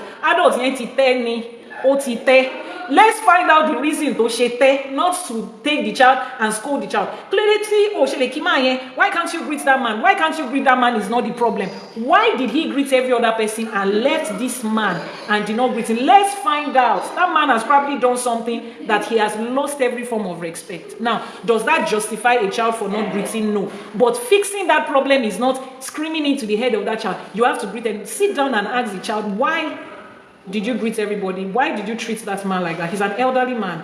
You understand how we treat elders. If the child needs to be schooled about respect, then it means that he's doing it to everybody or he's doing it every time. Then we can focus on the child. But if the child picks one adult to disrespect, let's find out what is happening. There's an underlying problem. And that's the thing. So you see, in our marriages, when we say women and so on, we are campaigning for respect, and preachers are preaching respect and submission. Girls of nowadays don't want to submit. Girls of nowadays are interested. Follow that girl of nowadays that is disrespectful to her husband. Follow her to her house and see if she respects the elders in her house or not. If she doesn't respect the elders in her house, then that's where the problem is. Why did you go and pick a girl that is not respecting elders in her family? When you are dating and courting, you don't see the way she was treating her parents. Yeah, on your own training now. So you know that her problem is coming from her father's house. It's not you that is going to fix it. Take her back to her house. Let them teach her home training there. But if she doesn't treat the people at home, when I mean home, I mean in every other place of life, and she doesn't treat them like that, and it's the husband she's treating like that, please, let's sit down and find out what is happening. Let's sit down and find out what exactly is happening in that home.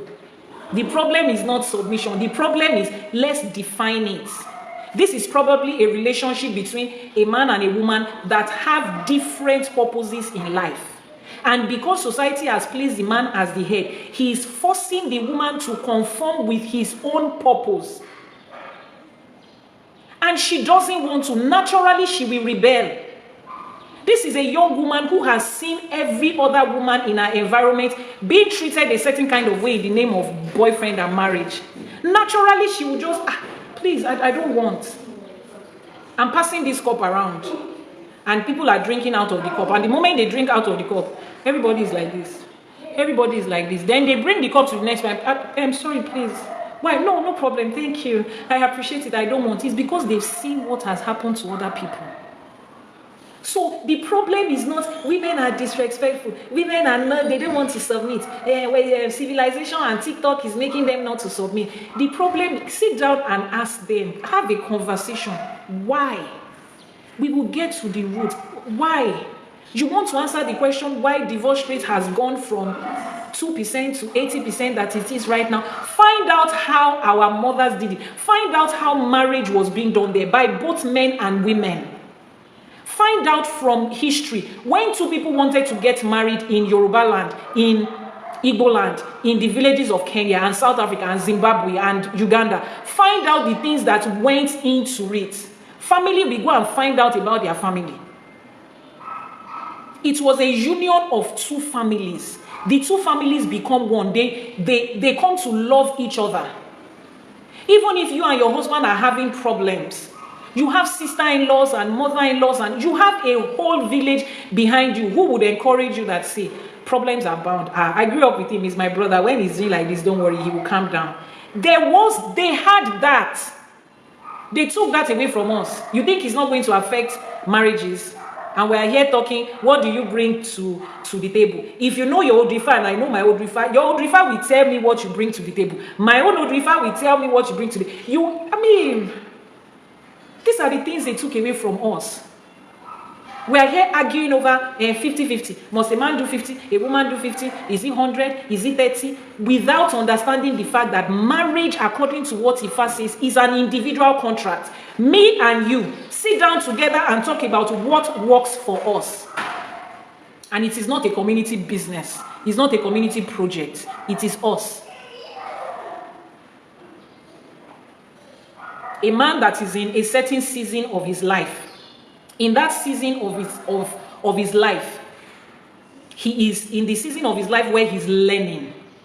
When you do Ifa divination, Ifa will tell that man, have patience. So you are in the season of your life where you are learning. His wife hears that because she's also an Ifa devotee and she understands Ifa. She sees the Odu that came out and she knows that at this time she has to take up more than half, if not all, the financial responsibility of that home because her husband is in his learning season. And the moment that learning season is over and productivity starts for the man, they balance it out. He compensates for the time that he has done it. That is what is called marriage. Not, he has to be, if he cannot do this, if she cannot do this, everybody has been put into a straitjacket. That is what they sold to us after stealing this from us. And then when you see a woman who understands the season that her husband is, and she's supporting at that time, Gen Z and baddies will tell her, hey, my dear, sharp up, wake up. I'm not sleeping, I'm awake. Don't worry, I know what I'm doing. It's my life.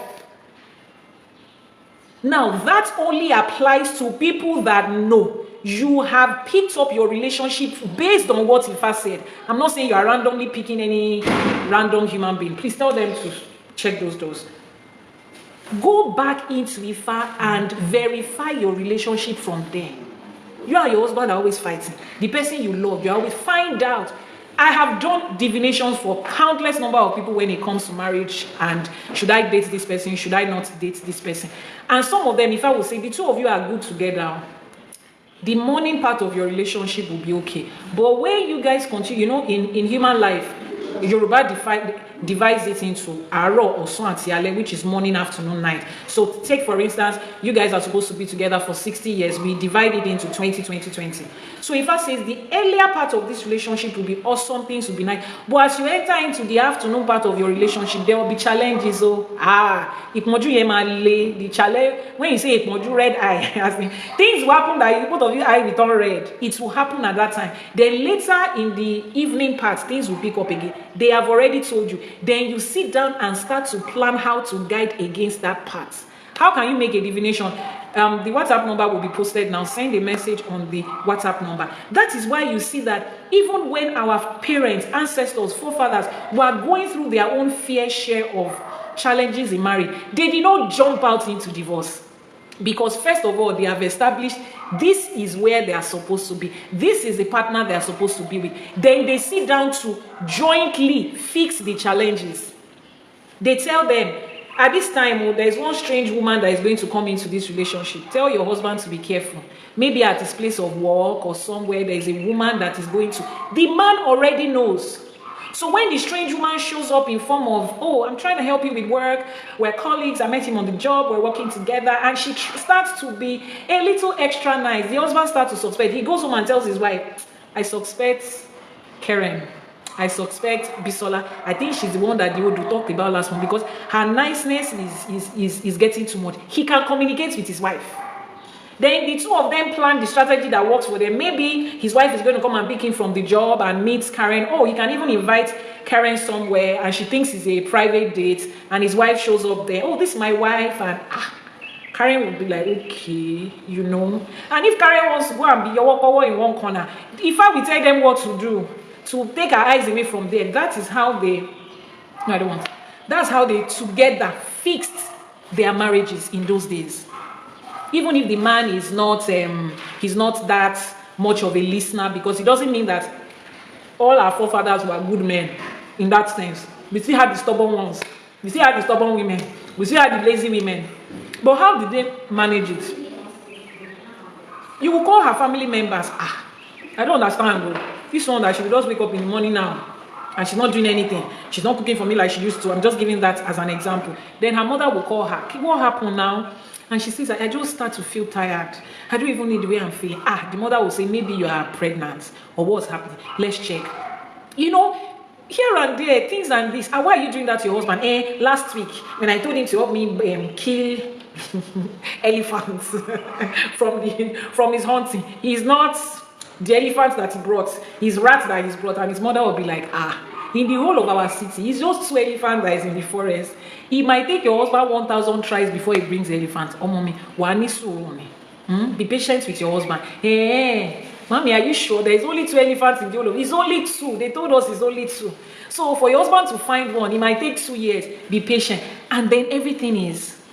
And then they called your husband to you too. You promised her elephants. You brought rats.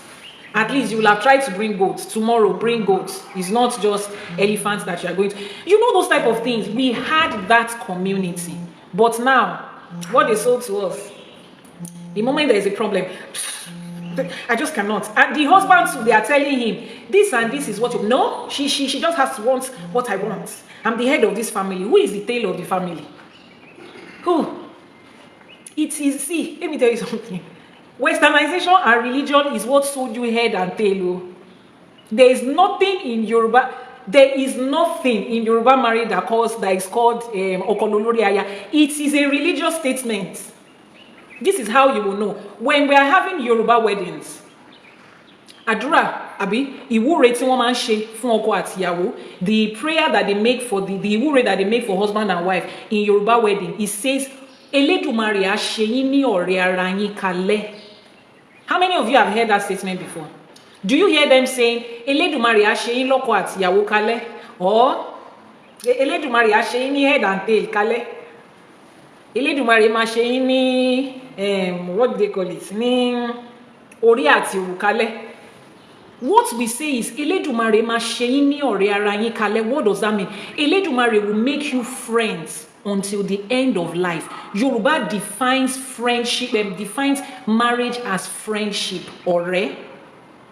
They do not pray that God will make you husband and wife for the rest of time. They do not pray that God will make you lovers. Elédùmarè will make you lovers till the end of time. They say Olódùmarè will make you friends. If you know the definition of friendship, then you know what our ancestors practiced as marriage. Forget all these things that Nollywood is showing you, that the man will come into the house and the man will be doing like this, and she'll be carrying and be doing like this. And forget that thing, forget it. Nollywood, it's only God that will forgive them. You see the part of the movie where you see the girl and she's shy and the guy is doing like that. Pure love in the best form that it can come. That is what our ancestors had. They took that away from us, and marriage has now become contract of, I'm the provider, I'm the one that gives this. This is your duty. I mean, I'm not saying people don't have duties, but it has become too rigid. It has become business contract. It's like Sheldon and what's that lady's name? Sheldon's girlfriend. Yes, it's like Sheldon and his girlfriend's marriage contract, where Sheldon had the list of chapter 1, verse 1, ref 1, article 2. That's the way so many of you do. That's the way marriage has become. Article 2, section 3, section 4. You must not come back to the house after 7. Can we have a conversation of why he's running late?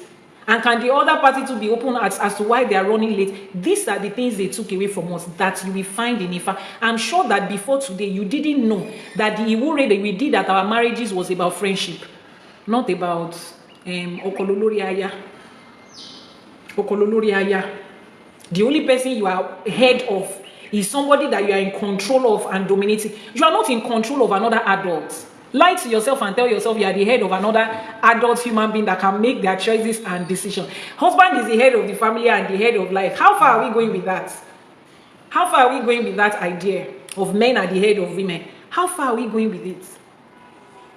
Why are we rebelling against it if that is what it was? If that is the truth? We are rebelling against it because we tried it and it's no longer working. But try friendship in a marriage and come and tell me that I failed. Anyway, let's move to another part that was stolen from us. So once you find out that, you pick the different aspects of your life one by one. Ifa has details of every little thing, including the color of clothes that you are supposed to wear. Those of you that have done it, Ifa, didn't they tell you? Including the color of clothes that you are supposed to wear. Ifa will tell you, as simple as that. Are you somebody that should... I did Itefa for somebody, I think earlier this year, and in our Udu, they warned her not to be heavily adorned with gold. Ifa says it will attract the wrong set of people to her. The lady said, ha. I said, why? She said, in fact, why do I think she's not using jewelry? She said 3 different times in her life that she had been attacked by armed robbers, and they left her for dead.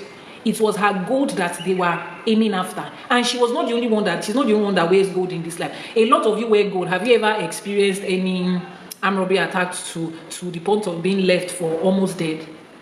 No. But she has experienced it 3 times in life. Till she decided by herself to stop using it. Meanwhile, it was in Odwifa. Imagine that her parents did Akosejaye for her as a child, and they have already given her this pre-warning about gold. She wouldn't have had to experience those 3 times in her life. As simple as it is, as simple as it is, as simple as it is, you will find it in Ifa. So this is me telling you, as you are coming back into Ifa, it is more than just... I'm coming to identify with spirituality. I want to do Ebo. I want to do a tutu. It's more than just that. It's about finding your true identity. That identity that you find that becomes clear to you to the point of you being obsessed with who you are and obsessed with the things that you are doing. The only thing that matters to you in life is making a success on that thing because the vision is now clear. Because the vision is now clear. Let me take questions on TikTok. Thank you very much to all our gifters, and I see 2 more people have subscribed. Those of you that have not subscribed, let me tell you what our subscription VIP program is about. So you know how when you are in church they taught you to pray. I'm going to talk about that part. They taught you to pray when you were in church, and prayer, and your prayer was mostly about begging and asking and wishing and hoping. In Odwifa, we don't beg and wish. In Ifa, we don't beg and wish. We come from a point that everything is already available to us. We have everything. Everything is ours. Because what is called prayer in Yoruba is not Adura. Adura is not a Yoruba word. So many of us have heard it. And it came in. Adura came in from the word dua, from the Arabic language. From the Arabic language. That's where Adura came in. It was not an original Yoruba word. So what did we call prayer in Yoruba before the Arabic word came in? It is called Iwure. Iwure means to dig something up. 2 words, wu, iwu, and ire. Iwu is to dig up. Ire is blessing. So simply when we pray, what we do is we dig up blessings. Please let me post the WhatsApp number. We dig up blessings. That's what we do when we pray. So it means that the blessing is already here. You don't dig up something that is coming from heaven. So your answers is not coming from heaven. It is here. You are not looking up to the hills from whence cometh your help. Your help is here. You dig out something that is with you, around you.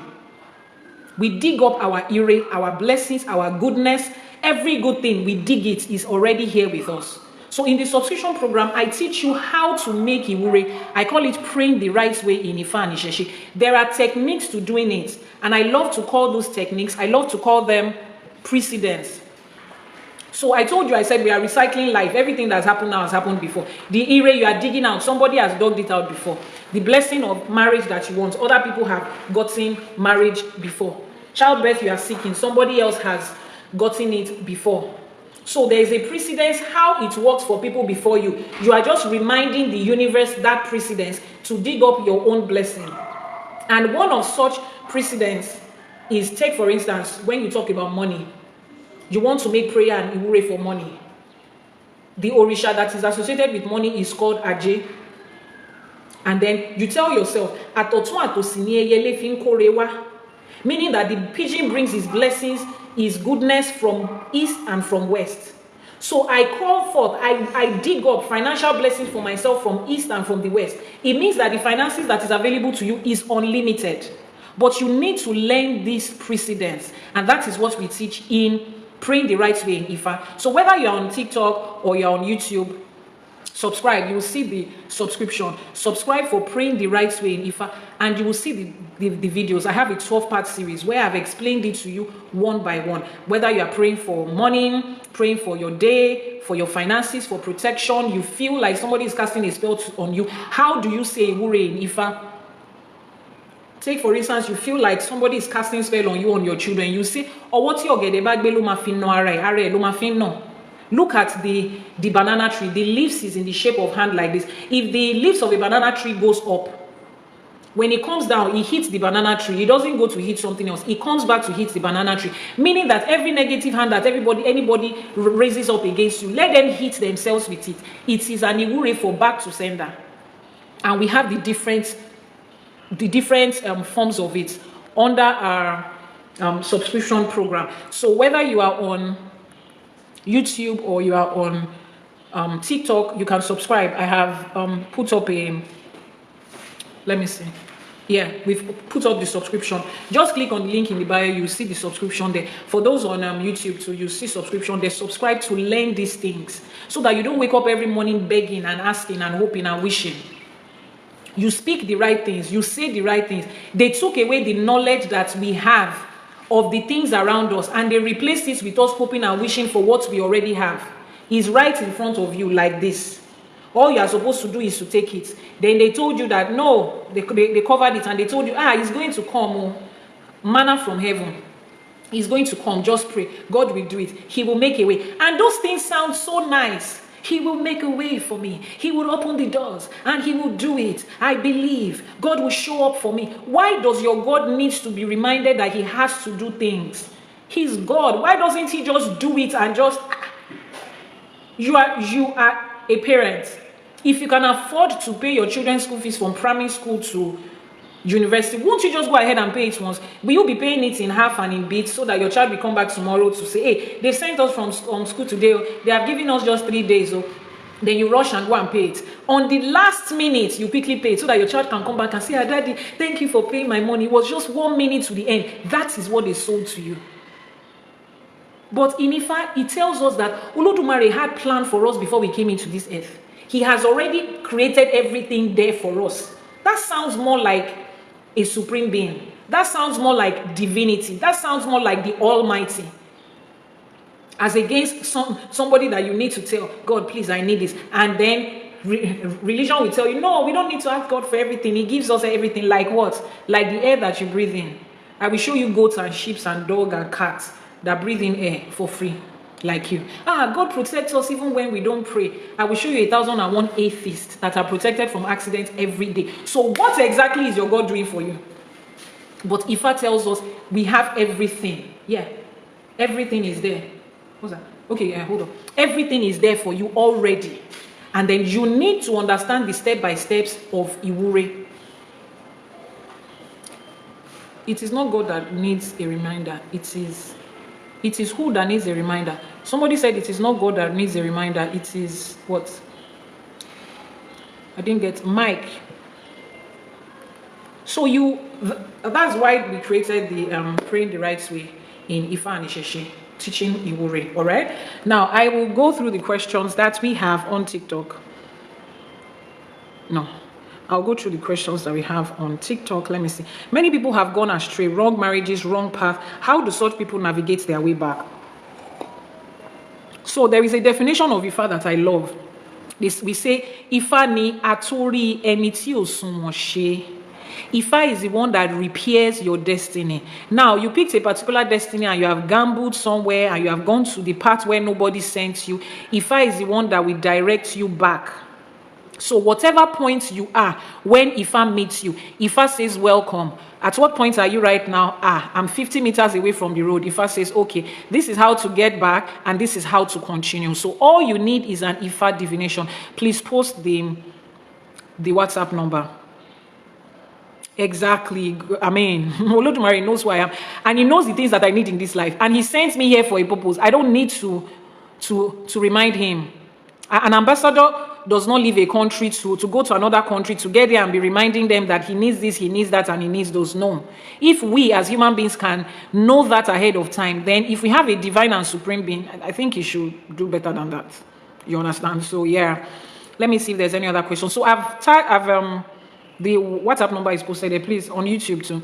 The WhatsApp number is posted there. Just send the message on WhatsApp. We'll find out where you are. How do you fix the situation that you are based on wrong choices that you made before you knew who you are and the things you're supposed to do. Someone said also, is Itefa meant for everybody? Now, this kind of question, I like to take a little time for this question. I told you now that Itefa is the process in Ifa that helps you to find your purpose. Now, when you ask me the question, is Itefa meant for everybody? I will ask you a question again. Is everybody meant to find out their purpose and who they are? So we have the answer, right? Because when you ask, is everybody meant to have a purpose? It's like you're asking, should everybody have the knowledge of who they are? So if everybody should have the knowledge of who they are, then everybody should do Itefa. Simple as it is. Let's see any other question. Many people, okay, I've answered that. Somebody said, okay, they didn't tell me my colors during my Itefa. I was giving an example. Some people will be told, some other, it's not everything that applies to you that applies to everybody else. You understand? Some people will be told, some people, and even if they forgot to tell you, like I said, the responsibility is not on your babalawo to tell you everything. No. Now that you have your Odu, sit down with it and start to study it. The journey has just started. If the babalawo or Iyanifa that did your Itefa for you, they are not ones that can explain, you cannot communicate with them, or they are not very good with teaching, find somebody like Ìyánífá Ẹwà that you are looking at like this, to sit down with you and your Odu and show you the different parts of your life as found in your Odu. That's another journey altogether. Somebody has given you a letter. The postman has given you the letter. And then you now say, but the postman did not tell me that inside this letter, there is a check there. Now, the date of the check has passed. The postman was not the one that was supposed to tell you that there's a check there. You are the one that is supposed to open it. If you don't understand the language of the letter, you are the one that is supposed to find somebody to interpret that letter to you and know the content. So, it might apply to you and they did not tell you. They can't tell you everything. You are the one that is supposed to find out about your Odu and break down the information. How can I, as a human being, not think for myself? As somebody knowledgeable about Odu Ifa, can all women be under? Please, Esther, can you repeat that question? I don't get it from the way you explained it. Western thinking and transactional relationship. I know, right? Can somebody use coconut to worship his head? Please, don't. Do not. People that come here to ask me, can we use something for Ebo? You are not a Babalawo, you are not an Iyanifa, you do not have any business with Ebo. Walk up to a trained Babalawo and Iyanifa to do the required Ebo for you. If you are still in the process of learning, whoever is teaching you will teach you. Stop jumping from one live streaming to another, asking somebody what you will use for Ebo for your head on a random video. I don't know the Odu Ifa that birthed you now. I don't know what your Ori wants. Every time you want to give Ebo to your Ori, you ask your Ori what your Ori wants to collect. Let's understand that there is no general information for your life. There is just that information that is for you part time. I love the way you teach. Thank you very much. Amazing teaching. Thank you. How can I make a divination? Send a message via the WhatsApp number. How can I get spiritual African lady for a wife? The ones here are all religious fanatic. Ah, okay. I don't have a matchmaking. Or should we start Ifa dating app, where we will do divination for you before you join and match you? I don't know. I don't have answers to that right now. When it comes to theology, your prosperity, gospel ministers do know. Okay, I think person was commenting on something particular. They love to ask why he or she is doing. Okay, that's another incomplete question. So you're telling me when a pastor is giving sermon on TikTok, then somebody. Okay, I think two people are having a conversation here. I'm ready to take full accountability. Yes, full responsibility and accountability. Okay, so if there's any other question that you asked and I've not answered, please can you re-ask your question so that I would answer your questions before I go. Someone says, is faith required in Ifa? Faith is required in life. Life generally. Faith is required in life. The reason you bought iPhone is because you have faith in that brand.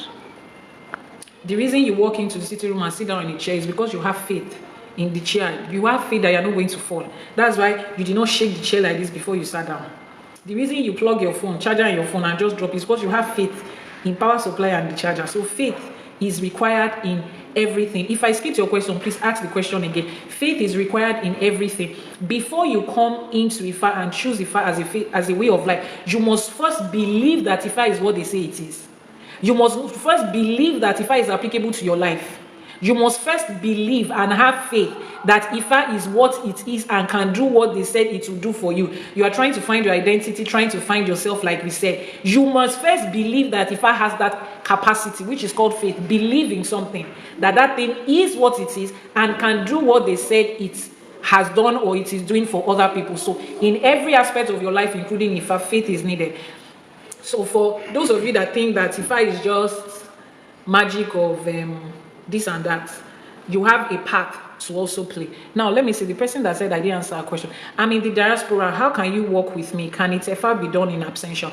There is another part of Ifa. So this is, I love to start by saying this, just so as to prove to us that Ifa is global and universal knowledge that would be applicable to different lifetimes. When Orunmila was giving Ifa to us, he talked about Itefa and he talked about Ishefa.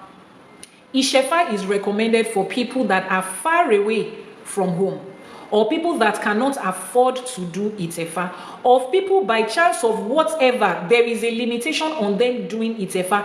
Ifa allows them to do Ishefa, making it so open that nobody has an excuse. You will find it in there. So if you are in the diaspora, if your husband or your wife is not open to Ifa and you feel, especially for women, because you need to shave your hair when you come in for Ifa, most people need to. There are some exceptions. And as a woman, you can't just wake up one morning and shave your hair. What will you tell your husband if he's not open to African spirituality? Ifa allows you to do Ishefa. So yes, please post the WhatsApp number. The person that commented said, very sure lady. Yeah. So there is the Ishefa that can be done in absentia. Okay, so the WhatsApp number is pinned right now. So every other person who also needs it. The person that said I skipped her question, please let me know. Let me know so that I can answer your question. So gbogbo obìnrin ló ní àǹfààní láti wà okay, ṣé gbogbo obìnrin ló ní Sherry. Okay, this person is asking a question in Yoruba. She said, ṣé gbogbo obìnrin ló ní àǹfààní láti wà lábẹ́ ọkùnrin? Is it every woman that is destined to be under a man? By under a man, I believe she is asking for a marriage situation. Now, don't take offense to the way I'm going to answer this question, but this is me being blunt. You don't have any business with, is it every woman? You are not every woman. You have a business with, am I supposed to be? Your question should be you. The only business you have is you or your children, individual. You don't have any business with, does this apply to everybody? What you are supposed to be asking and finding out is, what does Ifa say about you as a person, Esther, when it comes to marriage? If you are asking on behalf of your children or your sisters, what you are concerned about is that individual. So if you want to know if marriage is applicable to you, If you have not done it, Ifa, you will ask Ifa for you. Èmi lágbájá ọmọ lágbájá o, ṣé mo ní àǹfààní láti wà lábẹ́ ọkùnrin? Give me the other. Sorry, for those of you on, then help me remove this. Sorry, for those of you on YouTube, the sound went off a bit.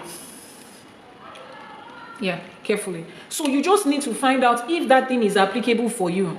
Let's stop asking general questions that does not concern us.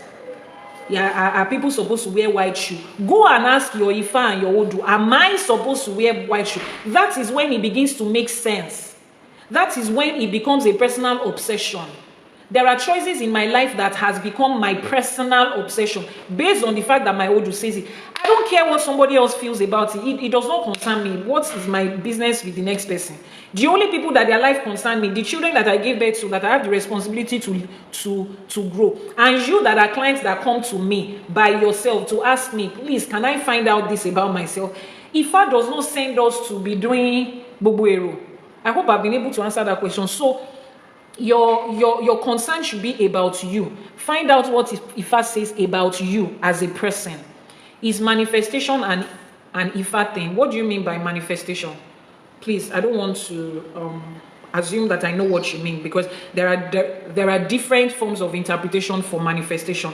There are a group of spiritual people that says that you manifest things, like you bring things to being or things to, I don't know. But just explain to me what exactly you're asking so that I can answer you as a person. Thank you for the explanation. I have sent a message. Okay, all right. No generalization in Ifa, none at all. Can we speak with our Ifa at home alone? Oh, of course. And you are not speaking with your Ifa, please. Let's correct that. You are speaking with Olodumare. Olodumare is like you are asking, can I speak with my phone? When I'm at home, you don't speak with your phone, you speak with the other person at the other side of the phone. Your phone is just a tool of communication. Ifa is the voice of Olodumare. The person you are speaking with is not the instrument that carries the voice. You are speaking with the owner of the voice. So every time you go to your Ifa, normalize saying that you are speaking to Olodumare, because Ifa is the voice of Olodumare. So yes, can you speak to Olodumare by yourself in your house when you have your Ifa? Yes, it's a telephone that connects you to Olodumare. You hear his voice through the telephone. He also hears your voice through the telephone. So yes, you can, by yourself, on a daily basis, which is one of the things I teach in that subscription program, Praying the Right Way in Ifa, how to communicate with Olodumare using your Ifa after you have done your Etefa or your Ishefa and you have it. Let's see, any other question? Any other question? No one size fits all. Ori olukaluku ọ̀tọ̀ọ̀tọ̀ ni, exactly. Can Iyanifa do Itefa for somebody? Iyanifa can do Itefa for you. Babalawo can do Itefa for you, as long as the person is qualified to. Now, in Ifa, there are different aspects. There is no such thing as one individual person cannot carry out the entire process of Itefa. There are different people. So different people will come together. Sometimes it's an all-man team, depends on where you go. Sometimes it's a man-woman team. People have come to do Itefa in my shrine, and I am part of the team. I have people that I work with, that works with me, and we complete the entire process. So it's not a one person can do it. It's a combination. Your Iyanifa has a part. The Babalawo has a part. The Oluwo has a part. The Iyanifa that is going to carry the issue, and Wotomaru issue, Loniwaju, they have a part. The person that is going to bath you, I mean, as a woman, if you are coming to do Itefa, when you have to take away your clothes and they are going to bath, is it a man that is going to do it for you? No. So there are different parts to it, and it involves both male and female. All right, so I think we have answered that question. Now let's go to the concluding part of today. Please help me bring my shekere. I want to do drum rolls today. What was the difference between Oluwo and Babalawo? Oluwo, the title Oluwo came from Ogboni. Oluwo is the head of Ogboni. It's not an Ifa title. Babalawo is a title that came from Ifa. That is an Ifa priest. Oluwo is the head of the Ogboni. Is that okay? That's where that title came from. But because a lot of so many members of the Ogboni are also practitioners of Ifa, then we have had the mix and match together, right? So, but if you want to distinctively separate them, the head of an Ogboni lady is called Oluwo. A Babalawo is an Ifa priest. And Oluwo in an lady does not necessarily have to be an Ifa practitioner. We have Christians and Muslims alike in the Ogboni fraternity. I'm also a member, and I'm an Iyabiye in the oh, I don't have that badge here. I'm an Iyabiye in the Ogboni fraternity, which is the highest title that is given to a woman. But because most people that publicly identify as Ogboni members, I will not say most members of the Ogboni, most people that publicly identify as Ogboni members nowadays are Ifa practitioners. Christians and Muslims that are members, they hide it. They don't want to talk about it. So most of the time, we only find Ifa devotees talk about it. So if your Babalawo is a member of the Ogboni, he's called an Oluwo. People address him with that title. It's a public title that they address them with. So that's where you have that. Now, let's move to the good news I want to give to you. Yes. For those of you that have been following me on my WhatsApp channel, thank you for the gift. Keep the gift coming in. TikTok people, I've not seen your super thanks. I don't even know what it looks like. I'm sorry, YouTube people. This is the first time I'm going live on YouTube. I don't know what the gift and the super thanks on TikTok looks like. Please, can one of you show me what it looks like? Let me see. Show me what it looks like. Drop a gift on YouTube and let me see what it looks like. You have learned a lot from here today. Shekere roll. So those of you that have been following me on my WhatsApp, we have been talking about Ashe for today. Yeah. Anu Oluwapo lórí mi. You are in the spirit, oh. How did you know that was what I was going to talk about? My blessing is here now. Ashe, it is done. If only you know what I'm about to explain to you now. You knew it. Yes, you are in the spirit. Your ring will continue to guide you aright in the direction of truth. Last share, Dumari. So, Ashe for today. Now, when I officially announced Ashe for today, somebody said, so you want to be doing morning prayer the way Christians used to do morning prayer. These are the things that we ran away from and we came back to our roots. We don't want to repeat the same thing. Excuse me, sir. You ran away from morning prayer. How can you run away from Iwure in the morning? Who offended you? What did your village people do? What did prayer do for you? But let's even put that aside. Now, a lot of people will think that waking up in the morning to make Iwure and to make positive pronunciation to yourself is a religious thing. It is not a religious thing. They stole it from us. You will see any of the bottles. They stole it from us. And they now replaced it with you waking up in the morning and begging and begging. Oh, God, I beg. This day has to be wonderful. God, please. May the day be. You see, there's nothing that upsets me and offends me as much as may the Lord bless you. May the day be good. The Lord is going to do it. I believe he will do it. You see those future tenses and those probability tenses that they attach to prayer, it offends me. But then again, that's the idea. They allowed you to leave the formula for starting your day. The formula for starting your day, they allowed you to leave it and then replace it with something else. So you will still wake up and start your day with prayer, but the kind of things you say is constantly subjecting your life to slave and servant situation. I'm a servant of God. Nibo letiri. Olodumare did not ask for servants. I'm a slave of God. Are you okay? Slave and servants, please move to one side. I'm talking to bona fide people, complete human beings who are not begging and serving and slaving. Those are the people that is who Olodumare created us to be. To come to this life, to rule, to reign, to fulfill purpose, find fulfillment and enjoy life, not servant and slave.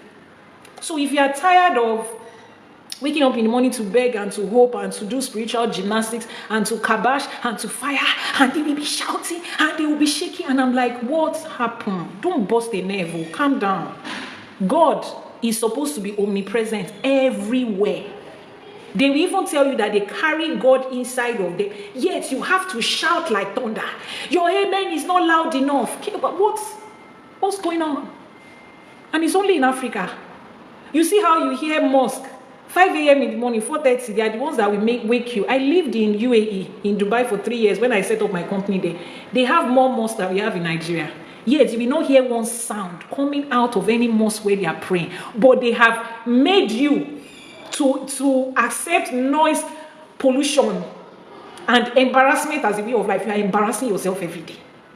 Your neighbor cannot sleep because you have woken up in the morning to join morning prayer. Somebody is in the bus and he's doing his head like this. Are you about to have an epilepsy? Are you about to have a fit? What's wrong with you? Rosemary is not that hard. It's not that deep. You just need to know the formulas. And that is why our chef for today is about to launch. So what is our chef for today? Now, I was going to tell you something in Yoruba land. Now, a lot of you have seen this before. It is called, okay, this is called ado, right? And what is inside of it is called ebo. So you know when your babalawo gives you a spiritual work and it comes in form of powder, like this. You see this? Now, what is the instruction they give you when you're about to do this? Now, this can be done either for morning, for protection, for anything. What did they tell you? They said first thing in the morning, before speaking to anybody, you open your mouth, you do, you say your ewure, this thing, this and this is what I want you to do. You say the ewure, you put it in your mouth, you drink either the honey or the gin or whatever it is they've asked you to drink, and you swallow it before you speak to anybody in the morning. First thing in the morning. Now, why is that? Why didn't they tell you to take it in the afternoon? That's one. Hold that thought. Secondly, have you been in a Yoruba environment or watched a Yoruba movie that somebody wakes up in the morning? Please keep tapping, keep liking, keep your gifts coming in. Keep tapping, keep liking. You guys you're making it very boring. Keep tapping and liking. Keep sharing and keep your gifts coming in. So you see how the person wakes up in the morning and maybe two people are having an issue early in the morning, and the other person comes out and rushes and starts to rain curses and negative proclamation. The moment the person makes the first one, people come and cover their mouth like this. Do you know why? The next thing you hear is, hey, then shepe pelu enu aijata, enu aijepo, enu aijeyo. Meaning that you are making this negative pronouncement with a mouth that has not tasted pepper, that has not tasted salt, that has not tasted oil. In short, with a mouth that has not eaten. Now, they did not say, why are you raining negative, why are you saying negative things? Why are you cursing? That's not what they said though. They said, why are you doing it with a mouth that has not eaten? Why? We understand pronunciations, but we know the effect that speaking words before you eat, we know the effect that it has. We know the spiritual power that it carries as Yoruba people. This is Yoruba people. It's not church that taught us that. So the same way you carry, your mouth carries power, that first thing in the morning, what you are supposed to say with it is positive pronouncement to yourself. Is to make Iwure for your day. And that is why I started the program Ashe for Today. Ashe for Today will be airing on YouTube every morning, 6 to 7 a.m. Nigerian time. For those of you on EST, that's going to be 1 to 2 a.m. Yes, 1 to 2 a.m. before the time changes again. Ashe for Today. Now, what do? I will give you the Oduifa for the day. Remember what I told you that the Odu means is your Google map of life. Your Oduifa wani Odu. Oduifa ni afini monomo araye, the one that shows you the path. So for every new day, you receive the Odu for that day and the Wure for that day. The reason you are gambling around, God will do it breakthrough, God will do it breakthrough, 3 days, 3 days, fire must break through, 3 days, the mountain must explode, my miracle must be here, my husband must come, the veil has to be lifted, all sort of things. The reason you are still following them and looking for that is that you have not found your own Odu and you have not found the Odu. When we open the Oduifa for that day and the Odu says, throughout today, patience is what you need. People will come and they want to come and fight you today. Don't. Then that day we start. It's like the world just ganged up to come and fight you. You look at them and you say, you cannot get me. Oduifa has already told me that today. And you walk out of that problem that day. And then at the end of the day, you see the people that fell into that problem. At the end of the day, it was on your job and they lost their job. They got roped into what did not concern them. And you say, so this is what Odu told us. You receive the Oduifa for the day. The same way we receive the Oduifa for the year. During the Yoruba New Year, Oduifa Oturupo Meji is the Oduifa for the year. You will receive the Oduifa for every day. The instruction for that day. We say my 2 hashtags we are working with. Somebody is asking for the YouTube handle. Please check the comment section. 2 hashtags that we are working with. My blessing is here now. Ashe, it is done. Those 2 powerful words was what Ifa gave us. My blessing is here now. 6 to 7 a.m. We're officially starting on the 1st of August. So we are sensitizing, we're sharing, we'll come back to the sharing part. 6 to 7 a.m. Ìyánífá Ẹwà TV on YouTube. You are going to get the Odrifa for the day. We say my blessing is here now. So if my blessing is really here, please delete that hashtag that you put. It is my blessing is here now. Ashe, it is done. If my blessing is here now and it is already done, so why am I not seeing it? Or do we guide you into where your blessing is? Some of you, your blessing is in banking job and you are there. You are doing civil servants in Ministry of Agriculture. Some of you, your blessing is in Ibadan, but you're already on your way to Australia. And to you, oh, God is everywhere. The Spirit of God is everywhere where I succeed. How is that doing for you? God is everywhere. Olodumare is everywhere. But your worry is not everywhere.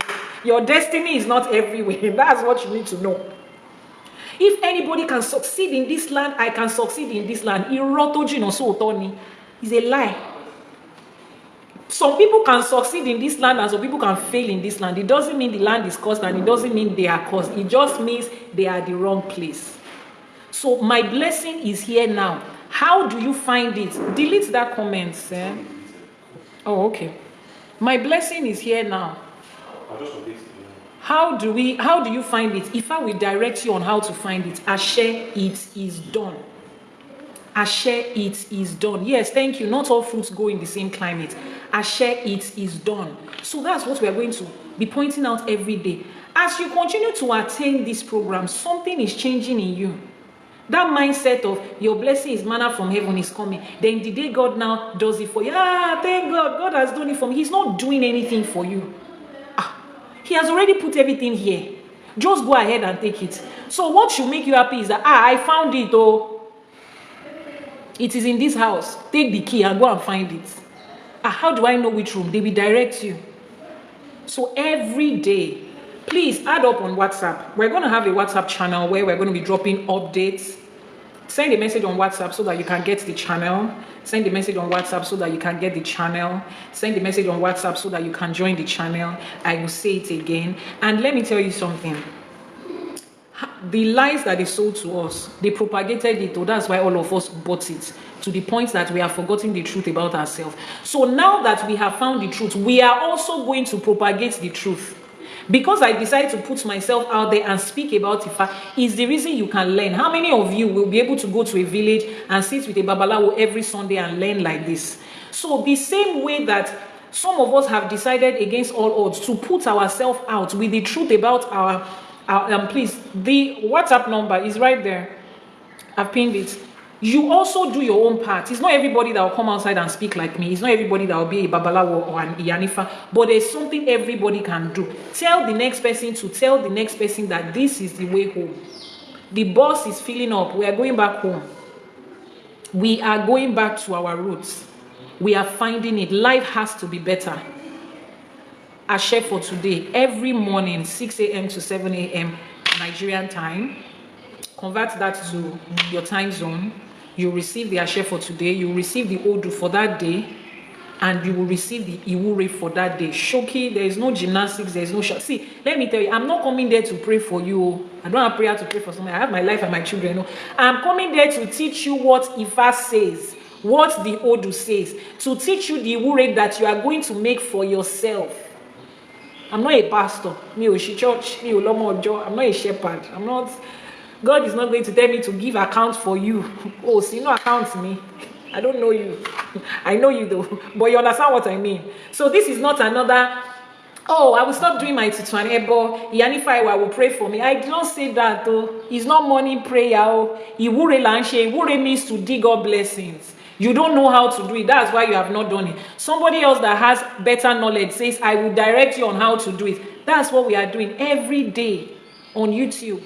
So tell your friend to tell your friend to tell your friend. He doesn't have, there is no segregation, irrespective of your choice of religion, irrespective of your age, as long as you're an adult and you can have a phone, irrespective of your gender preference. I don't care. which binary you are. Ifa does not see. Just so that you know that Ifa does not care. When you come to me to make a divination now, and you say that you want to do a divination, I don't ask you what's your state of origin, what's your color, what's your age. I don't ask you what's your gender. Are you binary or non-binary? I don't ask you what's your sexual preference. I don't ask you all of that. Ifa doesn't require it. All I need is your name and your mother's name. So you see, on our chef for today, as long as you're a human being, we're starting on the 1st of August. Please set your alarm. 1 to 2 a.m. for those on EST. Right, yes. And those in UK, we're still on the same time. Europe, we're on the same time. Those in Ghana, it will be 5 to 6 a.m. Those in UAE, it will be 9 to 10 a.m. I know you guys will be at work. Some people would have started their day already. It doesn't matter. You can always catch a replay, you know. You can always watch it anytime. But this is the most convenient time, at least, you know, for every other person. So set your alarm, please, every day. So we're not coming there to pray. It's not another morning prayer. It is, how do I access my blessing? I know my blessing is here now. Olodumare says I should dig it out. Where am I going to dig it? Do we direct you? Turn left and turn right. It's a GPS. Make the next turn and you are at your final destination. Or how do they say it? And you get there and you dig out your blessing. It's as simple as that. Is that okay? All right. So I share for today, including weekends, every day. Can we be every day? Because we have Sunday morning live. I think we are going to make it weekday, Monday to Fridays, and weekdays, because we have Sunday morning live, and it will be too much for me to do both programs on the same day. So Monday to Friday, yeah. Thanks for pointing out that to us. I've even forgotten. I'm ready to see. You see, I told somebody something. I said, if you know the improvement that life is going to become when we find out who we are and we reconnect back to Ifa, what they couldn't do in 100 years. Give us another 2 years consistently on this journey. You will see the difference. Somebody was talking to me about when I was preparing for this, and we talked about the things that they stole from us. And I said, we are complaining about Nigerian government, Nigerian leadership, African leaders, African leadership. Let's go back to our roots. Let them give me 5 years. We will start from the head. Everybody in a position of authority come in front of Eshu and come and swear in front of Eshu. I swear by all of these Orishas, Shango, Oshun, Eshu, Obatala, Ogun, Shokmono, Oba, Yemoja. I swear in front of all of this. I'm making an oath. Me, the daughter or the son of so and so, that I will serve this country with. If I do X, Y, Z, let so and so happen. I'm a lot be a for share Lujade. Àwọn àfọ̀ṣẹ tí wọ́n fi àwọn nǹkan tí wọ́n fi ń tẹ ọba ìlú èèyàn dó, those àfọ̀ṣẹ that we use, olúgbòhùn that we use for the whole community, the ancient one. I'm not talking about the one that they just built yesterday. We will take them in front of Ojúbọ ìlú gangan. Come and stay there. If you do it, let XYZ happen to you. You will say it with your mouth. Nobody is saying anything. They are the ones that will be saying it by themselves. Every minister, every senator. This is not religion. We are not telling you not to practice religion. This is Africa. Bible is not African. So let's use that one. Let's start that. Then we will go to multinational companies, and companies from the top to their every employer. As I employ this person, this and this is what I'm committed to doing. You that they employed, as they employed me here, my job description is what I'm committed to do. I will not steal. I will not be disloyal. If I do, let X, Y. I said, let them give me 5 years. Let's do that. Then let's put Ifa there. Is this person supposed to be in the Senate? Let's ask Ifa. Is this person supposed to be this? Am I supposed to employ this person? What they could not do with the God will do it. Nigeria will change. Nigeria will be better. So say negative things about Nigeria. Nigeria will be better. The positive what we are saying is the negativity that we are saying that has brought Nigeria here. What happened to the positivity that we are saying? What happened to the prayer that we've been praying? It is the one that we have been saying. If not because of the prayers, Africa would have gotten worse. Prayer is the only thing that is stopping it from getting worse. But prayer is not making it get better. How convenient. So this is why I am extremely passionate about this, because we know. Let it become a normal part of our life and see the improvements that will take place in our society over the next 2 years. Just 2 years. We live in this society. So it's not about you alone. Ashe for today is not about you. It's about every other person, because the decision that every other person is making out of lack of knowledge is affecting all of us collectively. You want to ask a question, please ask a question. If it's a personal question, send a message via WhatsApp. Please post the WhatsApp number. If it's a general question, just go ahead and ask. The time of ignorance has ended. If your husband knows how marriage is done based on Ifa, your marriage will be better. If you two know, it will be better. And if two of you find out and you see that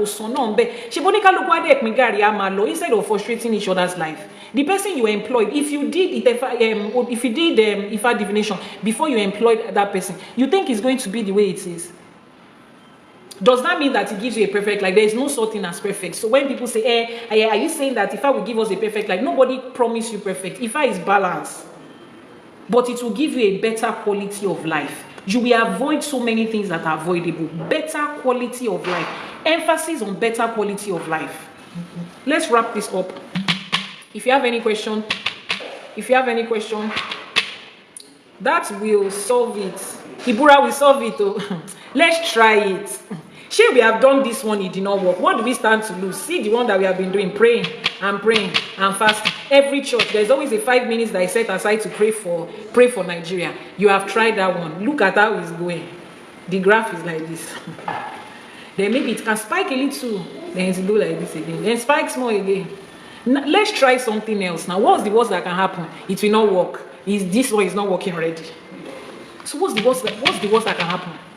Let's try this. But no, they know that they don't. They know. They cannot try. They themselves, they know. In the registry, instead of using Bible to say, I promise to be faithful to this woman and this man, carry her for share.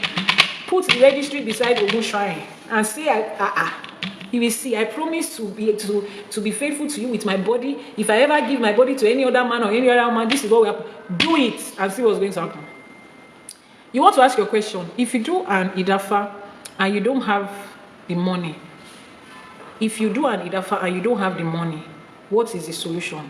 You mean that you don't have the money to do the to an able? You will find it, me. You will find it. It's like when you ask me, if you want to go to school and you don't have the money, what's the solution? You will find the money to go to school.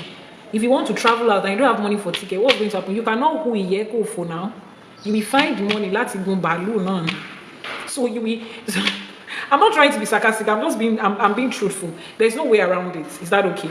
To an able sacrifice and appeasement have to be done, and they cost money. Now, must you do everything at once? No. But in that process, speak to your babalawo and your Iyanifa. Just speak to them. Moniti oroba ko toba ko okay, toba ko ile. Only ibikon laarin kan ta n gbe si. So if you try to hang it up and it doesn't stay, and you try to put it down and it doesn't stay, there is always that somewhere. It will hang somewhere, Speak to your babalawo or your Iyanifa that is doing the Idafa for you. If I'm the one that is doing it with you, we will talk about it. We will talk. Well, I mean, I have a lot of clients that they are very good clients and they were in situations and we had to do certain things for them and they will say, Iyanifa, please help me do this at the end of the month when my salary comes. I do divination. If Ifa says go ahead, the person is not going to stress you. I do. If Ifa says no, I won't do it. It's simple. Everything that I do and that we should do, let Ifa be the answer. Is that okay? What's the difference between Itefa and Ishefa? Itefa is done in person. Ishefa is done in absentia. Ishefa is cheaper than Itefa. Itefa can be done only once in your life. You can do Ishefa multiple times, depends on the reason. What else? I think that's basically what it is. And Itefa is one that gives you your birth Odu. Ishefa gives you an Odu that will guide you pending the time that you do your Itefa. I share for today. So I want to have, let me see the number of people I can have. Type in the 2 hashtags that we're going to use for this program, both on YouTube and on TikTok. Type it in the comment section. What's the name of the program and what are the 2 hashtags? Oh yeah.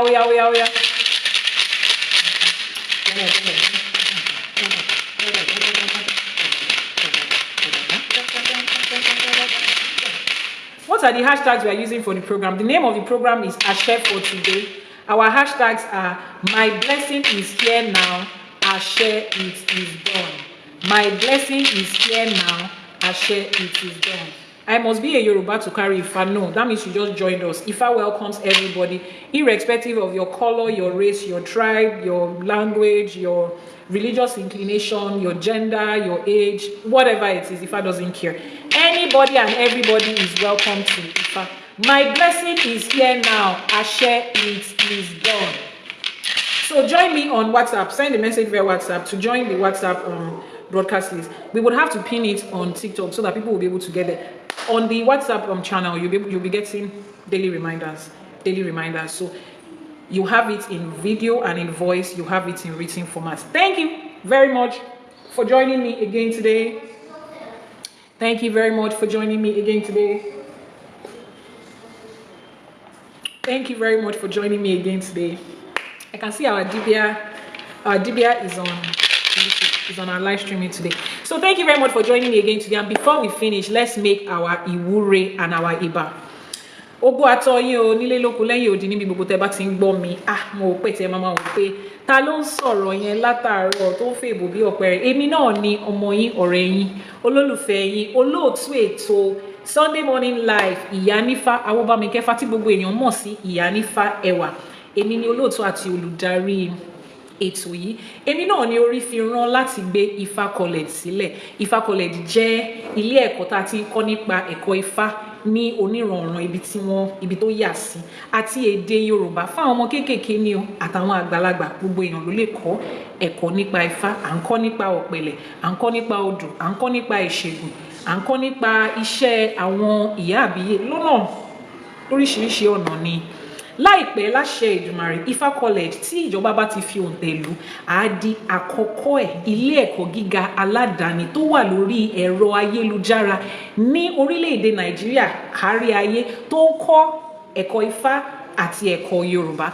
Thank you very much. I am Ìyánífá Awobamikefa, popularly known as Ìyánífá Ẹwà, and I'm your host on the Sunday morning live streaming on Ifá College. I'm the founder of Ifá College, the first soon-to-be accredited online university of Ifá and Yoruba studies in Nigeria and all over the world. Yes, we are going to do it. Ori will make it happen. Last year, Idumari. There are lots of process to go through to become an accredited online university in Nigeria, and we have started the process. Last year, Idumari. In our own lifetime, it will succeed so that it will be easier for the next generation to get the knowledge of Ifá from anywhere you are.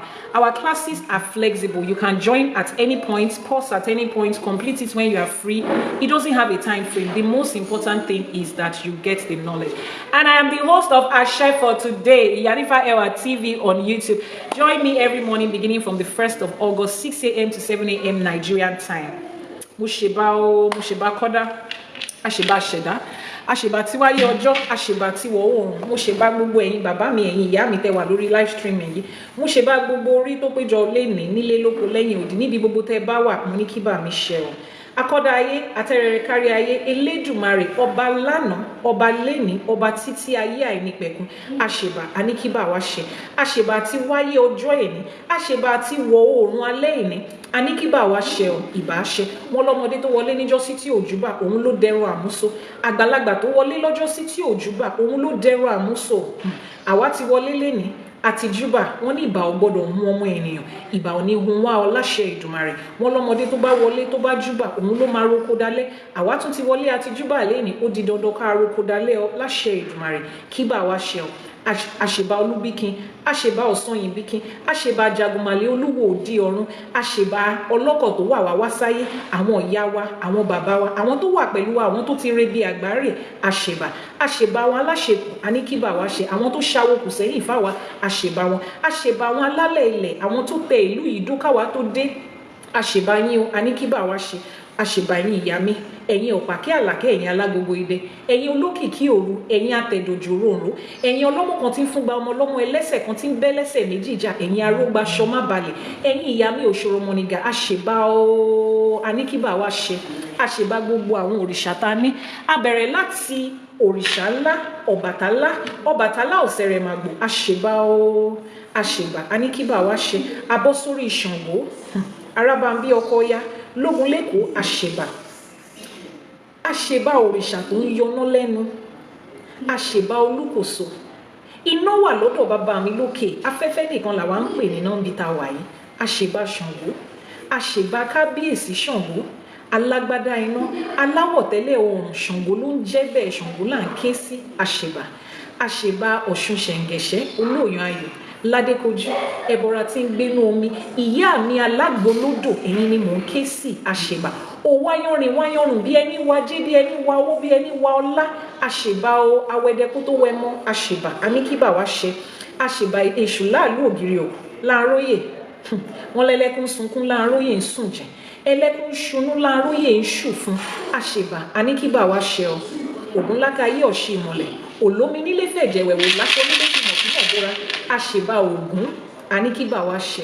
Èṣù láàlú àṣèbà lẹ́ẹ̀kan sí, má ṣe wá ọmọ ẹlòmíì ní kò ṣe, àṣèbà àníkíbà wá ṣe. Gbogbo àwọn òrìṣà wa pátápátá láì yọ kankan sílẹ̀ láṣèbà. Ajé Ògúngúlùsọ onísọ òbòjì, àṣèbà òrìṣà ìbejì, èyí tó ń sọ alákìísà, tó ń sọ wọ́n di ilé aláyọ̀, tó ń sọ wọ́n di ilé alájẹ, tó ń sọ wọ́n di ilé olówó, àṣèbà. Gbogbo àwọn kábíyèsí wa lórígun mẹ́rẹ̀ẹ̀rin àgbáláyé, àṣèbà kábíyèsí, àṣèbà àwọn lóyè látòkè dókè láì dá ẹnìkan sí, àṣèbà àníkíbà wá ṣe ọ. Àṣèbà orí o, àṣèbà ẹlẹ́dàá, mo ṣèbà gbogbo orí tó péjọ síbí, mo ṣèbà ẹlẹ́dàá ẹyọ kọ̀ọ̀kan nù wa, mo ní kíbà wá ṣe ọ. Mo ṣèbà Ajíbọ́lá mi ò gbọ́dọ̀ ọ̀rà, Ajíbọ́lá ẹdán, mo ṣèbà ẹdán, mo ṣèbà gbogbo olúwo mi, ẹ̀yin olúwo mi àsápé ọ̀la, alábẹ́nú àsásí, mo ṣèbà yín o. Ẹ̀yin ìyá àbíyè lékeléké gbàràdá, mo ṣèbà yín o. Ẹ̀yin ọlọ́jà gbọ̀rọ̀gbọ̀rọ̀ tó ń pọnmọ tí ò jẹ́ kọ́mọ jábọ́, mo ṣèbà pènà, mo ṣèbà gbogbo àwọn lísà, mo ṣèbà balógun láti wájú látẹ̀yìn látòkè sísàlẹ̀, mo ṣèbà gbogbo yín o. Àníkíbà wá ṣe ọ. Àtúndúpẹ́ ọjọ́ ìní, adájọ́ ọjọ́ pé wọn ò ṣe lẹ́yìn wa, gbogbo ẹ̀yin tẹ́ tí ń bá wa ṣe àdúpẹ́ ẹ ṣé. Elédùmarè ìwúre la tún wá ṣe yìí, ọ̀la lọ́jọ́ ajé o. Ajé Ògúngúlùsọ onísọ òbòjì, ajé a ní kó dúró tì wá, ajé a ní kó filé wa ṣe lé, kó fi ọ̀dẹ wa ṣe ọ̀dẹ. Ajé mò ń pè ẹ́ o, ìwọ ni mò ń ké sí. Mi ò pè é nítorí ikú, mi ò pè é nítorí àrùn, nítorí gbogbo orí tó péjọpọ̀ síbí lénìí ni mo ṣe pè é. Wá dúró sílé wa kó wá sọ ilé wa dilé, wá sọ kékeré ta ní, wá sọ di igba fún wa láṣẹ Ìdùmarè.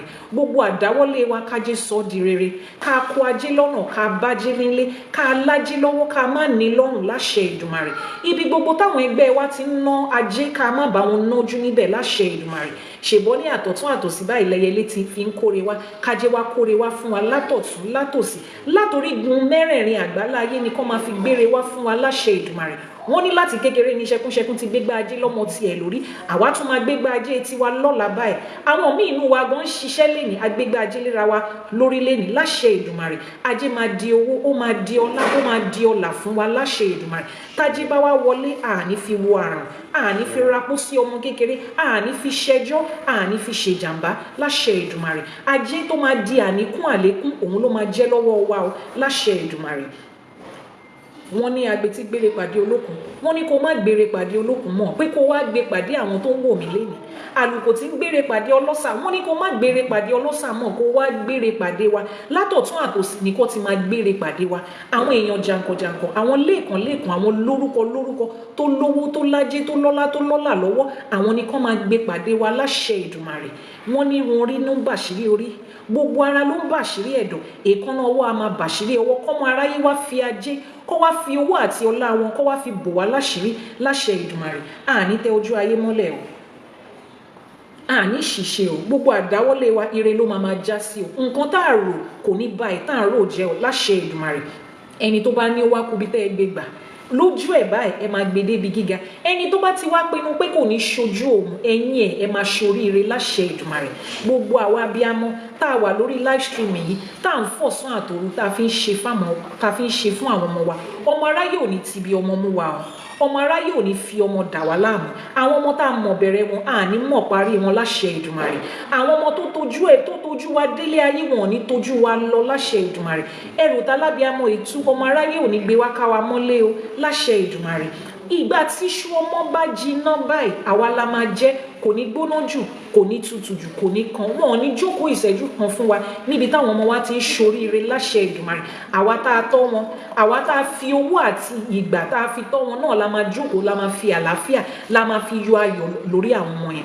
Ọmọ aráyé ò ní fọmọ dà wá láàmú láṣẹ Ìdùmarè. Gbogbo ẹ̀yin tẹ́ wá wà lókè òkun, ẹ ti kúrò nílé ẹ ti rìn àjò wọn ò ní fòkú yín báyìí wọn ò ní fi ránṣẹ́ sílé ẹ ní gbé ṣáájú bí èéfín láṣẹ Èdùmàrè gbogbo bẹ́ẹ̀ ṣe ń ṣe nílùú bí tẹ́ ẹ ti mọ̀yàn tẹ́ ẹ ti níyàn ojú rere lẹ máa bá pàdé torí wọ́n ní ojú rere la fi ń wowó ojú rere la fi ń wowó wọ́n ní ojú adìyẹ kì í sí lára àgbàdo ọmọ aráyé á máa fojú rere wò yín láṣẹ Èdùmàrè ire owó ire ọlá báyìí òun ló máa fi máa jí nkì yín wọ́n níjọ́ tí òrí bá fojú kan ọ̀run ìjọ́ yẹn ló ń yọ ọmọ aráyé á máa yọ́nú sí mi àti ẹ̀yin ìṣọkùnrin ní ìṣobìnrin ní ìṣọmọdé ní ìṣàgbà ní òdúdú ní òfunfun ní lẹ́bọ lóògùn ní amọ́niṣe ní afàìmọ́niṣe ní aṣeni tán bá ní dárò ní wọ́n á máa yọ́nú sí wa ní láṣẹ Èdùmàrè àní tẹ ojú ayé mọ́lẹ̀ kòtò tọmọ aráyé ti gbìn sílẹ̀ àní bá wọn kó sí láṣẹ Èdùmàrè ìbànújẹ́ ò ní jẹ́ tiwa wọ́n ní àwa tá a ti mú yọ̀yọra ọ̀rọ̀ ìbànújẹ́ kan ò ní jẹ́ tiwa láṣẹ Èdùmàrè odù Ifá ìjì ogbè ló ní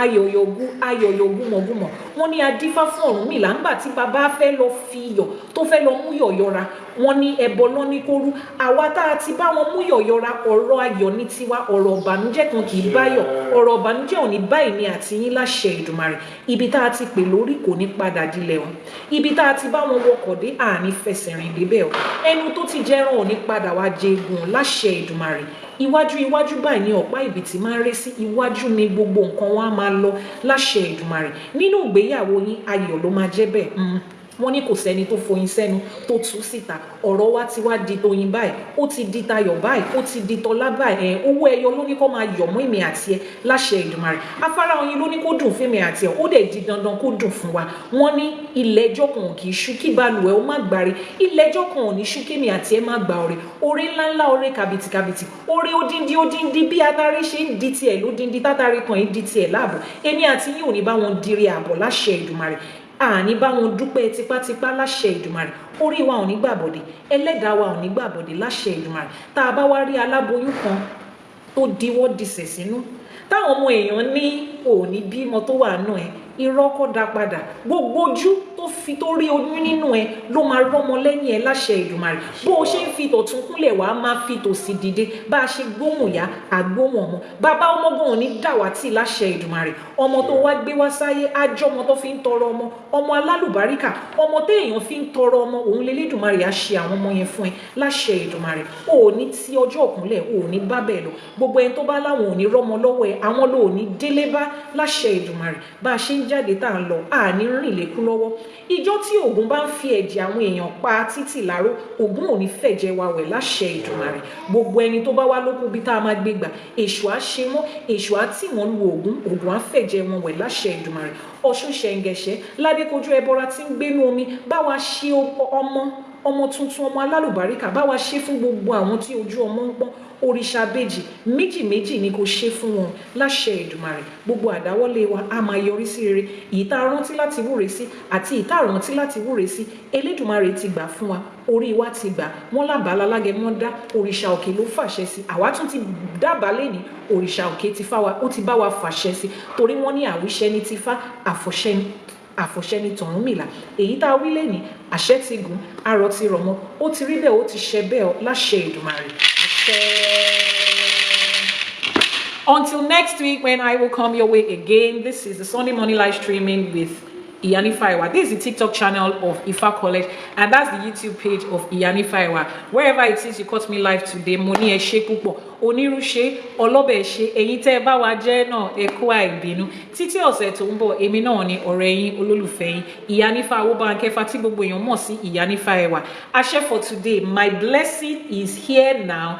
Ashe, it is done. If you need to reach me for any other thing aside from what I've spoken on today, the WhatsApp number is now pinned on the screen.